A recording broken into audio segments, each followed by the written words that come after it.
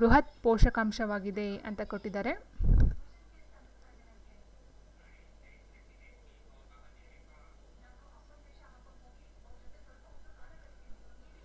S, answers ಗೊತ್ತಿರೋರು ನೇರವಾಗಿ comment ಬಾಕ್ಸಲ್ಲಿ ಆನ್ಸರ್ನ ತಿಳಿಸ್ಬಿಡಿ.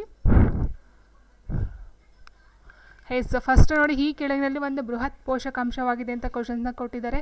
ಸೊ ಕಾರ್ಬನ್, ಕಬ್ಬಿಣ, ಕ್ಲೋರಿನ್ ಆ್ಯಂಡ್ ಮ್ಯಾಂಗನೀಸ್. ಸೊ ನೋಡಿ, ಇಲ್ಲಿ ಫಸ್ಟ್ಗೆ ನಾನು ಬೃಹತ್ ಪೋಷಕಾಂಶಕ್ಕೆ ಆನ್ಸರ್ಗೂ ಮೊದಲಾಗಿ ನಾನು ಇದರ ಒಂದು ಎಕ್ಸ್ಪ್ಲನೇಷನ್ನ ಕೊಟ್ಬಿಡ್ತೀನಿ. ಅದಾದ ನಂತರ ನಾವು ಆನ್ಸರ್ನ ನೋಡ್ತಾ ಹೋಗೋಣ. ಎಸ್, ಓಕೆ, ಆನ್ಸರ್ ಸ್ಲೈಡ್ ಕಟ್ಟಾಗಿದೆ ಅಂತ ಹೇಳ್ತಾ ಇದ್ದಾರೆ. ಒಂದು ನಿಮಿಷ, ಇಲ್ಲ ಅಷ್ಟೇ, ಅದು ಸ್ಲೈಡು ಬರೋದು ಆಲ್ಮೋಸ್ಟ್ ಒಂದು ಎಕ್ಸ್ಪ್ಲನೇಷನ್ ಮತ್ತು ಇನ್ನೊಂದು ಕ್ವಶನ್ ಪೇಪರ್ ಇರೋದ್ರಿಂದ ಸೊ ಎರಡು ನಾನು ಇಲ್ಲಿ ಮ್ಯಾನೇಜ್ ಮಾಡಬೇಕಾಗುತ್ತೆ. ಸೊ ಹಾಗಾಗಿ ಸ್ವಲ್ಪ ಓಕೆ. ಸೊ ನೋಡಿ, ಇಲ್ಲಿ ಈ ಕೆಳಗಿನಲ್ಲಿ ಒಂದು ಬೃಹತ್ ಪೋಷಕಾಂಶವಾಗಿದೆ ಅಂತ ಕೊಟ್ಟಿದ್ದಾರೆ. ಸೊ ಅದಕ್ಕೆ ಮೊದಲು ನಾವು ಇದಕ್ಕೆ ಒಂದು ಎಕ್ಸ್ಪ್ಲನೇಷನ್ ನೋಡ್ತಾ ಹೋದಾಗ ನೋಡಿ, ಇದು ಸೊ ನೋಡಿ, ಪೋಷಕಾಂಶ ಅಂತ ಅಂದರೆ ಎಲ್ಲ ಜೀವಿಗಳು ಜೀವಕೋಶ ಎಂಬ ಮೂಲ ಘಟಕದಿಂದ ಆಗಿರ್ತಕ್ಕಂಥದ್ದು. ಆ್ಯಂಡ್ ಜೀವಕೋಶವು ಅನೇಕ ಸಾವಯವ ಸಂಯುಕ್ತಗಳನ್ನು ಹೊಂದಿದ್ದು ಈ ಎಲ್ಲ ಸಂಯುಕ್ತಗಳು ಅನೇಕ ಮೂಲ ವಸ್ತುಗಳಿಂದ ಮಾಡಲ್ಪಟ್ಟಿರ್ತದೆ. ಈ ಮೂಲ ವಸ್ತುಗಳನ್ನು ನಾವು ಪೋಷಕಾಂಶಗಳು ಅಂತ ಹೇಳ್ತಾ ಹೋಗ್ತೀವಿ. ಸೊ ಫಸ್ಟ್ಗೆ ನಾವು ಇಲ್ಲಿ ಪೋಷಕಾಂಶ ಅಂದರೆ ಅಂತ ತಿಳ್ಕೊಳ್ಬೇಕಾಗುತ್ತೆ. ಎಲ್ಲ ಜೀವಿಗಳು ಜೀವಕೋಶ ಹೌದಲ್ವಾ? ಸೊ ಜೀವಿಗಳಾಗಿರ್ಬೋದು, ಆ್ಯಂಡ್ ಇದರಲ್ಲೂ ಬರ್ತಾ ಹೋಗುತ್ತೆ, ಪ್ಲ್ಯಾಂಟಲ್ಲೂ ಸಹ ಬರ್ತಾ ಹೋಗುತ್ತೆ ಸೆಲ್ ಅಂತ. ಸೊ ಎರಡೂ ಸಹ ಜೀವಕೋಶದಿಂದ ಆಗಿರ್ತಕ್ಕಂಥ ಒಂದು ಘಟಕ. ಆ್ಯಂಡ್ ಜೀವಕೋಶವು ಅನೇಕ ಸಾವಯವ ಸಂಯುಕ್ತಗಳಿಂದ ಆಗಿರ್ತೋ ಈ ಎಲ್ಲ ಸಂಯುಕ್ತಗಳು ಅನೇಕ ಮೂಲ ವಸ್ತುಗಳಿಂದ ಮಾಡಲ್ಪಟ್ಟಿರ್ತವೆ. ಈ ಮೂಲ ವಸ್ತುಗಳನ್ನು ಪೋಷಕಾಂಶಗಳು ಅಂತ ಹೇಳ್ತಾ ಹೋಗ್ತಾರೆ. ಇಟ್ ಮೀನ್ಸ್ ಮೂಲ ವಸ್ತುಗಳು ಅಥವಾ ಪೋಷಕಾಂಶಗಳು ಅಂತ ಹೇಳಿದಾಗ ಇಲ್ಲಿ ಕಾರ್ಬೋಹೈಡ್ರೇಟ್ಸ್ ಆಗಿರ್ಬೋದು, ಪ್ರೋಟೀನ್ಸ್ ಆಗಿರ್ಬೋದು, ಲಿಪಿಡ್ಸ್ ಆಗಿರ್ಬೋದು, ಸೊ ಈ ಥರ ಬರ್ತಾ ಹೋಗ್ತವೆ. ಸೊ ನೋಡಿ, ಇಲ್ಲಿ ಕೊಟ್ಟಿದ್ದಾರೆ ಬೃಹತ್ ಪೋಷಕಾಂಶಗಳು ಮತ್ತು ಸೂಕ್ಷ್ಮ ಪೋಷಕಾಂಶಗಳು ಅಥವಾ ಕಿರು ಪೋಷಕಾಂಶಗಳು ಅಂತ ಎರಡು ರೀತಿಯಲ್ಲಿ ನಾವು ನೋಡ್ತಾ ಹೋಗ್ತೀವಿ. ಸೊ ಇಲ್ಲಿ ಕ್ವಶನ್ ಏನು ಕೊಟ್ಟಿದ್ದಾರೆ, ಈ ಕೆಳಗಿನಲ್ಲಿ ಒಂದು ಬೃಹತ್ ಪೋಷಕಾಂಶವಾಗಿದೆ ಅಂತ ಕೊಟ್ಟಿದ್ದಾರೆ. ಸೊ ಕಾರ್ಬನ್, ಕಬ್ಬಿಣ, ಕ್ಲೋರಿನ್ ಮತ್ತು ಮ್ಯಾಂಗನೀಸ್. ಸೊ ಇದಕ್ಕೆ ಸಂಬಂಧಪಟ್ಟಂತೆ ನೋಡ್ತಾ ಹೋದಾಗ ನೋಡಿ, ಇಲ್ಲಿ carbon, hydrogen, nitrogen, oxygen, calcium, potassium, ರಂಜಕ ಮತ್ತು ಗಂಧಕ ಇದು ಬೃಹತ್ ಪೋಷಕಾಂಶಗಳನ್ನು ಒಳಗೊಂಡಿರ್ತಕ್ಕಂಥ ಒಂದು ಪೋಷಕಾಂಶಗಳಾಗ್ತಾ ಹೋಗುತ್ತೆ. ಸೊ ಇಲ್ಲಿ ಕಾರ್ಬನ್ ಅಂತಕ್ಕಂಥದ್ದು ಬೃಹತ್ ಪೋಷಕಾಂಶವನ್ನು ಹೊಂದಿರತಕ್ಕಂಥದ್ದು. ಸೊ ಹಾಗಾಗಿ ಆನ್ಸರ್ ಬಂದು ನಮ್ಗೆ ಏನಾಗುತ್ತೆ, ಆಪ್ಷನ್ ಎ ಎಂದೇ ಇದು ಅತಿ ಹೆಚ್ಚು ಅಥವಾ ಬೃಹತ್ ಪೋಷಕಾಂಶವನ್ನು ಹೊಂದಿರತಕ್ಕಂಥ ಒಂದು ಪೋಷಕಾಂಶ ಆಗಿರೋದ್ರಿಂದ ಆನ್ಸರ್ ಬಂದು option A, carbon. And next question ಹೀಗಿದೆ, ಈ ಕೆಳಗಿನಲ್ಲಿ ಒಂದು ಕಿರು ಪೋಷಕಾಂಶವಾಗಿದೆ ಅಂತ ಕೊಟ್ಟಿದ್ದಾರೆ. ಸೊ ಅದನ್ನು ನೋಟ್ ಮಾಡ್ಕೊಳ್ತಾ ಹೋಗಿ, ಬೃಹತ್ ಪೋಷಕಾಂಶ ಯಾವುದ್ಯಾವುದು ಆ್ಯಂಡ್ ಸೂಕ್ಷ್ಮ ಪೋಷಕಾಂಶ ಯಾವುದ್ಯಾವುದು ಅಂತ. ಸೊ ನೋಟ್ ಮಾಡ್ಕೊಳ್ತಾ ಹೋಗಿ, ಇಲ್ಲಿ ಅಂತ ಹೇಳಿದ್ರೆ ಸೂಕ್ಷ್ಮ ಪೋಷಕಾಂಶ ಅಂತ ಹೇಳಿದ್ರೆ ನಮ್ಮ ದೇಹಕ್ಕೆ ಕಡಿಮೆ ಪ್ರಮಾಣದಲ್ಲಿ ಅವಶ್ಯಕತೆ ಇರ್ತಕ್ಕಂಥ ಒಂದು ಪೋಷಕಾಂಶಗಳು. ಸೊ ಅತಿ ಹೆಚ್ಚು ಪೋಷಕಾಂಶ ಅಂದರೆ ನಮ್ಮ ಬಾಡಿಗೆ ಅಥವಾ ದೇಹಕ್ಕೆ ಏನು ಬೇಕೋ ಅತಿ ಹೆಚ್ಚಾಗಿ ಅದನ್ನು ನಾವು ಬೃಹತ್ ಪೋಷಕಾಂಶ ಅಂತ ಹೇಳ್ತೀವಿ. ನಮ್ಮ ದೇಹಕ್ಕೆ ಕಡಿಮೆ ಪ್ರಮಾಣದಲ್ಲಿ ಬೇಕಾಗಿರೋದನ್ನು ನಾವು ಸೂಕ್ಷ್ಮ ಪೋಷಕಾಂಶ ಅಂತ ಹೇಳ್ತಾ ಹೋಗ್ತೀವಿ. ಸೊ ನೀವು ಎರಡೂ ನೋಟ್ ಮಾಡ್ಕೊಳ್ಬೇಕಾಗುತ್ತೆ, ಬೃಹತ್ ಮತ್ತು ಸೂಕ್ಷ್ಮ ಎರಡೂ ನೋಟ್ ಮಾಡ್ಕೊಳ್ಳಿ. ಇದೇ ಥರ ಕ್ವಶನ್ಸ್ಗಳನ್ನ EVS ಕೇಳ್ತಾ ಹೋಗೋದು. ಸೊ ನೋಡಿದ್ರೆ ಸೂಕ್ಷ್ಮ ಪೋಷಕಾಂಶ ಅಂತ ಹೇಳಿದಾಗ ಕಬ್ಬಿಣ, ಸತು, ಕ್ಲೋರಿನ್, ಮ್ಯಾಂಗನೀಸ್, ತಾಮ್ರ ಮತ್ತು ಬೋರಾನ್ ಇವು ಬಂದು ನಮ್ಮ ಬಾಡಿಗೆ ಅತಿ ಕಡಿಮೆ ಪ್ರಮಾಣದಲ್ಲಿ ಬೇಕಾಗಿರ್ತಕ್ಕಂಥದ್ದು. ಸೊ ಹಾಗಾಗಿ ಆನ್ಸರ್ ನಾವು ನೋಡ್ತಾ ಹೋದಾಗ ಇದಕ್ಕೆ ಸೊ ನೋಡಿ ಕೊಟ್ಟಿದ್ದಾರೆ ಪೊಟ್ಯಾಷಿಯಂ, ನೈಟ್ರೋಜನ್, ಆಕ್ಸಿಜನ್, ಸತು ಅಂತ ಕೊಡ್ತಾ ಹೋಗ್ತಾರೆ. ಸೊ ಆನ್ಸರ್ ಬಂದು ಆಪ್ಷನ್ ಡಿ, ಸತು ನಮ್ಮ ಬಾಡಿಗೆ ಬೇಕಾಗಿರ್ತಂಥ ಅತಿ ಕಡಿಮೆ ಪ್ರಮಾಣದ ಪೋಷಕಾಂಶ. ಆ್ಯಂಡ್ ನೆಕ್ಸ್ಟ್ ಕ್ವೆಶನ್ ಹೀಗಿದೆ, ಕಾರ್ಬೋಹೈಡ್ರೇಟ್ಗಳಲ್ಲಿ ಹೈಡ್ರೋಜನ್ ಮತ್ತು ಆಕ್ಸಿಜನ್ಗಳ ಪ್ರಮಾಣ ಎಷ್ಟು ಅಂತ ಕೇಳ್ತಾ ಹೋಗ್ತಾರೆ. ಕಾರ್ಬೋಹೈಡ್ರೇಟ್ಗಳಲ್ಲಿ ಹೈಡ್ರೋಜನ್ ಮತ್ತು ಆಕ್ಸಿಜನ್ಗಳ ಪ್ರಮಾಣ ಎಷ್ಟು? 2:1, 1:2, 3:1, 1:3 ಅಂತ ಕೊಡ್ತಾ ಹೋಗ್ತಾರೆ. ಸೊ ನೋಡಿ ಇದಕ್ಕೆ ಆನ್ಸರ್ ನೋಡ್ತಾ ಹೋದಾಗ ನೋಡಿ, ಸೊ ಇದೆಲ್ಲ ಬಂದು ಆಹಾರಕ್ಕೆ ಸಂಬಂಧಪಟ್ಟಂಥ ನಿಮಗೆ ಮೇಯ್ನು ಕಂಟೆಂಟ್ ನಾನು ಹೇಳಿದಾಗೆ ಸಿಲೆಬಸ್ಗೆ ತಕ್ಕಂತೆ ನಾವು ಇಲ್ಲಿ ನೋಡ್ತಾ ಹೋಗೋಣ ಅಂತ ಹೇಳಿದ್ನಲ್ಲ. ಸೊ ಹಾಗಾಗಿ ಆಹಾರ ಘಟಕಗಳನ್ನು ನಾವು 3 ವಿಧಗಳಾಗಿ ವಿಂಗಡಿಸ್ತೀವಿ. ಇಲ್ಲಿ ಶಕ್ತಿ ಉತ್ಪಾದಕಗಳು, ದೇಹ ನಿರ್ಮಾಣಕಗಳು ಆ್ಯಂಡ್ ನಿಯಂತ್ರಕಗಳು ಅಂತ ಹೇಳ್ತೀವಿ. ಶಕ್ತಿ ಉತ್ಪಾದಕಗಳು ಅಂತ ಹೇಳಿದರೆ ಕಾರ್ಬೋಹೈಡ್ರೇಟ್ಸ್ ಮತ್ತು ಲಿಪಿಡ್ಸ್ಗಳನ್ನು ಇಲ್ಲಿ ಕೊಡ್ತಾರೆ. ಯಾವುದೋ ಒಂದು ಲಾಸ್ಟ್ 2015 ಪೇಪರಲ್ಲಿ ಕೊಟ್ಟಿದ್ರು, 3 ಕ್ವಶನ್ ಕೊಟ್ಟಿದ್ರು ಇದೇ ಇದ್ರ ಮೇಲೆ. ಶಕ್ತಿ ಉತ್ಪಾದಕಗಳು ಯಾವುದು, ನಿಯಂತ್ರಕಗಳು ಯಾವುದು, ಸೊ ಈ ಥರ 3 ಕ್ವಶನ್ಸ್ನ ಕೊಡ್ತಾ ಹೋಗಿದ್ರು. ಸೊ ಅದರ ಜೊತೆಗೆ ಇದನ್ನು ನೋಡ್ಕೊಳ್ತಾ ಹೋದರೆ ತುಂಬ ಹೆಲ್ಪ್ ಆಗ್ತಾ ಹೋಗುತ್ತೆ. ಶಕ್ತಿ ಉತ್ಪಾದಕಗಳು ಅಂತ ಹೇಳಿದಾಗ ಕಾರ್ಬೋಹೈಡ್ರೇಟ್ಸ್ಗಳು ಮತ್ತು ಲಿಪಿಡ್ಸ್ಗಳನ್ನ ನಾವು ಶಕ್ತಿ ಉತ್ಪಾದಕಗಳು ಅಂತ ಹೇಳ್ತೀವಿ. ಇಟ್ ಮೀನ್ಸ್ ಅದು ಬಂದು ಬಾಡಿಗೆ ಏನು ಬೇಕು ಅಂತ ಹೇಳಿದ್ರೆ ಎನರ್ಜಿ ಗಿವಿಂಗ್ ಫುಡ್ ಅಂತ ಹೇಳ್ತೀವಿ. ಬಾಡಿಗೆ ಎನರ್ಜಿನ ಒದಗಿಸಿ ಕೊಡ್ತಕ್ಕಂಥ ಫುಡ್ಗಳು ಅಥವಾ ಕಾರ್ಬೋಹೈಡ್ರೇಟ್ಸ್ ಮತ್ತು ಲಿಪಿಡ್ಸ್ಗಳು. ಆ್ಯಂಡ್ ದೇಹ ನಿರ್ಮಾಣಕಗಳು ಅಂತ ಹೇಳಿದರೆ ಬಾಡಿ ಬಿಲ್ಡಿಂಗ್ಸ್ ಅಂತ ಹೇಳ್ತಾ ಹೋಗ್ತೀವಿ. ಪ್ರೋಟೀನ್ಸ್ಗಳನ್ನ ನಾವು ಮೇಯ್ನಾಗಿ ಪ್ರೋಟೀನನ್ನು ದೇಹ ನಿರ್ಮಾಣಕಾರರು ಅಥವಾ ಬಾಡಿ ಬಿಲ್ಡಿಂಗ್ ಫುಡ್ ಅಂತ ಹೇಳ್ತಾ ಹೋಗ್ತೀವಿ. ಸೊ ಪ್ರೋಟೀನ್, ಖನಿಜಗಳು ಮತ್ತು ನೀರು ಪ್ರಮುಖ ಪೋಷಕಾಂಶಗಳು. ಸೊ ನಿಮಗೆ ಇಲ್ಲಿ ಪ್ರೋಟೀನ್ಗಳ ಒಂದು ಆಪ್ಷನ್ ಕೊಟ್ಟರು ಸಹ ನೀವು ಆನ್ಸರ್ನ ಆಯ್ಕೆ ಮಾಡಬೇಕಾಗುತ್ತೆ, ಪ್ರೋಟೀನ್ ಅಂತ. ಆ್ಯಂಡ್ ನೆಕ್ಸ್ಟ್ ಬಂದು ನಿಯಂತ್ರಕಗಳು. ಸೊ ಈ ನಿಯಂತ್ರಕಗಳು ಯಾವುದು ಅಂತ ಹೇಳಿದ್ರೆ ಜೀವಸತ್ವ, ವಿಟಮಿನ್ಸ್ ಕೇಳಿರ್ಬೋದು, ಮಾಡ್ಬೋದು. ನೀವು ABCD ಅಂತಕ್ಕಂಥದ್ದು ಕೆ ಅಂತಕ್ಕಂಥದ್ದು ಯಾವುದು ವಿಟಮಿನ್ಸ್ ಬರುತ್ತೋ ಅದನ್ನು ನಾವು ನಿಯಂತ್ರಕಗಳು ಅಂತ ಕರಿತಾ ಹೋಗ್ತೀವಿ. ಸೊ ಇವು ಬಂದು ಖನಿಜಗಳು, ಇವು ಜೀವಿಯ ಜೈವಿಕ ಚಟುವಟಿಕೆಗಳನ್ನು ಸುಸಂಘಟಿತವಾಗಿ ನಿಯಂತ್ರಿಸ್ತಕ್ಕಂಥ ಒಂದು ಕೆಲಸವನ್ನು ಮಾಡ್ತಾ ಹೋಗುತ್ತೆ. ಸೊ ಇದಂತೂ ವೆರಿ ಇಂಪಾರ್ಟೆಂಟು. ಶಕ್ತಿ ಉತ್ಪಾದಕಗಳು, ದೇಹ ನಿರ್ಮಾಣಕಾರಗಳು ಮತ್ತು ನಿಯಂತ್ರಕಗಳು. ಸೊ ಈ ಮೂರನ್ನು ಸಹ ನೋಡ್ಕೊಳ್ತಾ ಹೋಗಿ. ಇದರ ಜೊತೆಗೆ ನೀವು ಆ್ಯಂಡ್ ಇಲ್ಲಿ ನಾವು ನೋಡಿದಾಗೆ ಕ್ವಶನ್ ಏನಿತ್ತು, ಕಾರ್ಬೋಹೈಡ್ರೇಟ್ಸಲ್ಲಿ ಇರ್ತಕ್ಕಂಥ ಒಂದು ಹೈಡ್ರೋಜನ್ ಮತ್ತು ಆಕ್ಸಿಜನ್ನ ಪ್ರಮಾಣ ಎಷ್ಟು ಅಂತ ಇತ್ತು. ಸೊ 2:1, ಹೈಡ್ರೋಜನ್ ಬಂದು 2, ಆಕ್ಸಿಜನ್ ಬಂದು 1. ಆ್ಯಂಡ್ ಇಲ್ಲಿ ಇನ್ನೊಂದು ಮೇನ್ ಇಂಪಾರ್ಟೆಂಟ್ ಅಂತ ಹೇಳಿದ್ರೆ, ಇದು ಯಾವ ಒಂದು ಗುಂಪಿಗೆ ಸೇರುತ್ತೆ ಅಂತ ಕೇಳಿದರೆ CHO ಗುಂಪು ಬರುತ್ತೆ, COOH ಗುಂಪು ಬರುತ್ತೆ, ಮತ್ತು NH2 ಅಂತಕ್ಕಂಥ ಒಂದು ಗುಂಪು ಬರುತ್ತೆ. ಸೊ ಈ ಥರ ನೋಡ್ತಾ ಹೋದಾಗ ಇದು CHO ಅಂತಕ್ಕಂಥ ಒಂದು ಗುಂಪಿಗೆ ಸೇರ್ತಕ್ಕಂಥ ಒಂದು ಕಾರ್ಬೋಹೈಡ್ರೇಟ್ಸ್ ಆಗ್ತಾ ಹೋಗುತ್ತೆ. ಸೊ ಇದು very important. So almost all EVSಗೆ ಬರ್ತಕ್ಕಂಥ ಚಾಪ್ಟರ್ಗಳೇನಿದೆ ಕಂಟೆಂಟ್ ಅದರ ಬೇಸಿಸ್ ಮೇಲೆ ಇಲ್ಲಿ ನಾವು ಮಾಡ್ತಾ ಹೋಗ್ತಿರೋದು. ಸೊ ಹಾಗೆ ನೀವು ನೋಟ್ ಮಾಡ್ಕೊಳ್ತಾ ಹೋಗಿ, ಯಾವುದನ್ನು ಮಿಸ್ ಮಾಡ್ತಾ ಹೋಗ್ಬೇಡಿ. ಜಸ್ಟ್ ಕೊಡೋದು ನಿಮಗೆ 15 ಮಾರ್ಕ್ಸು ಒಂದು ಕಂಟೆಂಟ್ ಮೇಲೆ, ಇನ್ನು 15 ಬಂದು ಪೆಡಗಾಗಿ ಇಶ್ಯೂಸ್ ಮೇಲೆ ಕೊಡ್ತಾ ಹೋಗ್ತಾರೆ. ಬಟ್ 15 ಮಾರ್ಕ್ಸನ್ನು ಎಲ್ಲಿ ಕೊಡ್ತಾರೆ ಅಂತ ಗೊತ್ತಿಲ್ಲ. ಕಂಟೆಂಟ್ ಬೇಸಿಸ್ ಮೇಲೆ ನಾವು ನೋಡ್ತಾ ಹೋಗೋಣ.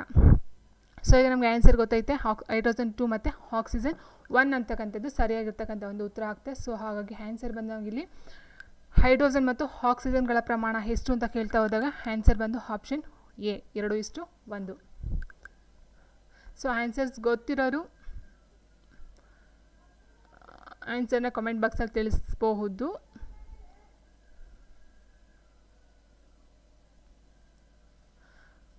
ಓಕೆ, ಆನ್ಸರ್ ಗೊತ್ತಿರೋರು ಕಮೆಂಟ್ ಬಾಕ್ಸಲ್ಲಿ ತಿಳಿಸ್ತಾ ಹೋಗಿ. ಆ್ಯಂಡ್ ನೆಕ್ಸ್ಟು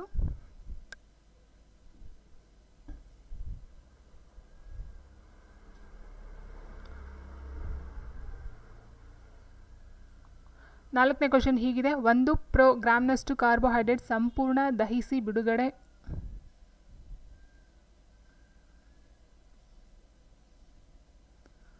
ಓಕೆ 1 ಗ್ರಾಮ್ನಷ್ಟು ಕಾರ್ಬೋಹೈಡ್ರೇಟ್ ಸಂಪೂರ್ಣ ದಹಿಸಿ ಬಿಡುಗಡೆ ಆಗುವ ಶಕ್ತಿಯ ಪ್ರಮಾಣ ಎಷ್ಟು ಅಂತ ಕೇಳಿದರೆ, 1 ಗ್ರಾಮ್ನಷ್ಟು ಕಾರ್ಬೋಹೈಡ್ರೇಟ್ ಸಂಪೂರ್ಣ ದಹಿಸಿ ಬಿಡುಗಡೆ ಆಗುವ ಶಕ್ತಿಯ ಪ್ರಮಾಣ ಎಷ್ಟು? ಸೊ ಆನ್ಸರ್ಸ್ ಗೊತ್ತಿರೋರು ಕಾಮೆಂಟ್ ಬಾಕ್ಸಲ್ಲಿ ತಿಳಿಸ್ಬೋದು. ಆನ್ಸರ್ಸ್ನ ನೋಡಿ ಹಾಕಿ.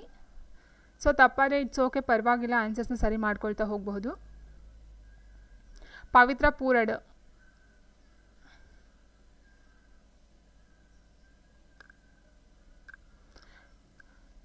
ಆನ್ಸರ್ ಬಂದು 1.7 kg ಅಂತಕ್ಕಂಥದ್ದು ಸರಿಯಾಗಿರ್ತಕ್ಕಂಥ ಒಂದು ಉತ್ತರ ಆಗ್ತಾ ಹೋಗುತ್ತೆ. 1 ಗ್ರಾಮ್ನಷ್ಟು ಕಾರ್ಬೋಹೈಡ್ರೇಟ್ ಸಂಪೂರ್ಣ ದಹಿಸಿ ಬಿಡುಗಡೆ ಆಗ್ತಕ್ಕಂಥ ಶಕ್ತಿಯ ಪ್ರಮಾಣ ಬಂದು 1.7 kg. ಆನ್ಸರ್ಸ್ ಕಳಿಸಿ, ಗೊತ್ತಿದ್ರೆ ಪರವಾಗಿಲ್ಲ, ಇಟ್ಸ್ ಓಕೆ, ತಪ್ಪಾದರೂ ಪರವಾಗಿಲ್ಲ, ಸರಿ ಆದರೂ ಪರವಾಗಿಲ್ಲ, ಆನ್ಸರ್ನ ಮೆನ್ಷನ್ ಮಾಡ್ತಾ ಹೋಗಿ. ಆ್ಯಂಡ್ ನೆಕ್ಸ್ಟ್ ನಾವು ನೋಡ್ತಾ ಹೋದಾಗ, ಸೊ ನೋಡಿ ಇಲ್ಲಿ ಇದರ ಒಂದು ಕಾರ್ಬೋಹೈಡ್ರೇಟ್ಸಿನ ಸೂತ್ರ ಬಂದು CnH2O. N ಅಂತಕ್ಕಂಥದ್ದು ಇಲ್ಲಿ N ಅಂದರೆ ಕಾರ್ಬನ್ ಪರಮಾಣುಗಳ ಸಂಖ್ಯೆ ಅಂತ ಹೋಗುತ್ತೆ. ಈ ಒಂದು ಸೂತ್ರದ ಪ್ರಕಾರ ಇಲ್ಲಿ ನಾವು ಕಾರ್ಬೋಹೈಡ್ರೇಟ್ಸ್ಗಳೇನಿದೆ ಸೊ ಅದನ್ನು ನಾವು ಕಂಡುಹಿಡಿತಾ ಹೋಗ್ತೀವಿ. ಸೊ ಇಲ್ಲಿ ಕೊಟ್ಟಿದ್ರು 1 ಗ್ರಾಮ್ನಷ್ಟು ಕಾರ್ಬೋಹೈಡ್ರೇಟ್ಸ್ ಎಷ್ಟು ಅಂತ 1.7 kgಗಳಷ್ಟು ಶಕ್ತಿಯನ್ನು ಬಿಡುಗಡೆನ ಮಾಡ್ತಾರೆ. ಸೊ ಆ್ಯಂಡ್ ನೆಕ್ಸ್ಟ್ ಇದರ ಬಗ್ಗೆ ನಾವು ನೋಡ್ತಾ ಹೋದಾಗ ನೋಡಿ 6 ಇಂಗಾಲದ ಪರಮಾಣುಗಳನ್ನು ಹೊಂದಿರುವ ಕಾರ್ಬೋಹೈಡ್ರೇಟನ್ನು ಗುರುತಿಸಿ ಅಂತ ಕೊಟ್ಟಿದ್ದಾರೆ. Glucose, ribose, erythrose, heptulose. So ನೋಡಿ ಇಲ್ಲಿ 6 ಇಂಗಾಲ, ಇಟ್ ಮೀನ್ಸ್ C6 ಅಂತಕ್ಕಂಥದ್ದು ಬರಬೇಕು. ಇಲ್ಲಿ ಇಂಗಾಲ ಅಂದರೆ carbon, C6 it means carbohydrates ಅಂತ ಹೇಳಿದಾಗ CHO ನಾವು ನೋಡಿದ್ವಿ ಅಲ್ವಾ. ಸೊ ಲಾಸ್ಟ್ ಇದರಲ್ಲಿ ಅದರ ಒಂದು ಫಾರ್ಮುಲಾ ಅಂತ ಹೇಳಿದಾಗ ನೋಡಿ CHO ಗ್ರೂಪಿಗೆ ಸೇರ್ತಕ್ಕಂಥದ್ದು ಅಂತ ಹೇಳಿದ್ವಿ. ಇಲ್ಲಿ ಕಾರ್ಬನ್ಗಳ ಸಂಖ್ಯೆ 6 ಅಂತಕ್ಕಂಥದ್ದು ಬರ್ತಕ್ಕಂಥ ಒಂದು ಕಾರ್ಬೋಹೈಡ್ರೇಟ್ಸ್ ಯಾವುದು ಅಂತ ಕೇಳಿದ್ದಾರೆ. ಸೊ ಗ್ಲೂಕೋಸ್, ರೈಬೋಸ್, ಹೆರಿಥ್ರೋಸ್ ಆ್ಯಂಡ್ ಹೆಪ್ಟಲೋಸ್ ಅಂತ ಕೊಡ್ತಾ ಹೋಗ್ತಾರೆ. ಸೊ ನೋಡಿ ಇದಕ್ಕೆ ನಾವು ಆನ್ಸರ್ ನೋಡ್ತಾ ಹೋದಾಗ ನೋಡಿ ಗ್ಲೂಕೋಸ್ ಅಂತಕ್ಕಂಥದ್ದು C6H12O6 ಅಂತಕ್ಕಂಥದ್ದಾಗುತ್ತೆ. And ribose is C5H10O5, erythrose is C4H8O4, heptose is C7H14O7. So ಇಲ್ಲಿ ಕೇಳೋದೇನು, ಕಾರ್ಬನ್ನ ಒಂದು 6 ಕಾರ್ಬನ್ಗಳನ್ನು ಹೊಂದಿರತಕ್ಕಂಥ ಪರಮಾಣು ಯಾವುದು ಅಂತ ಕೇಳಿದರೆ ಇಂಗಾಲ 6 ಕಾರ್ಬನ್ಗಳನ್ನು ಹೊಂದಿರತಕ್ಕಂಥದ್ದು ನಾವು ನೋಡಿದ್ವಿ. ಇಲ್ಲಿ C6 ಯಾವ್ದು ಬಂತು, ಗ್ಲೂಕೋಸ್ C6H12O6 ಅಂತಕ್ಕಂಥದ್ದು ಗ್ಲೂಕೋಸ್ಗೆ ಸಂಬಂಧಪಟ್ಟಂತೆ 6 ಕಾರ್ಬನ್ಗಳನ್ನು ಒಳಗೊಂಡಿದೆ. ಸೊ ಹಾಗಾಗಿ ಆನ್ಸರ್ ಬಂದು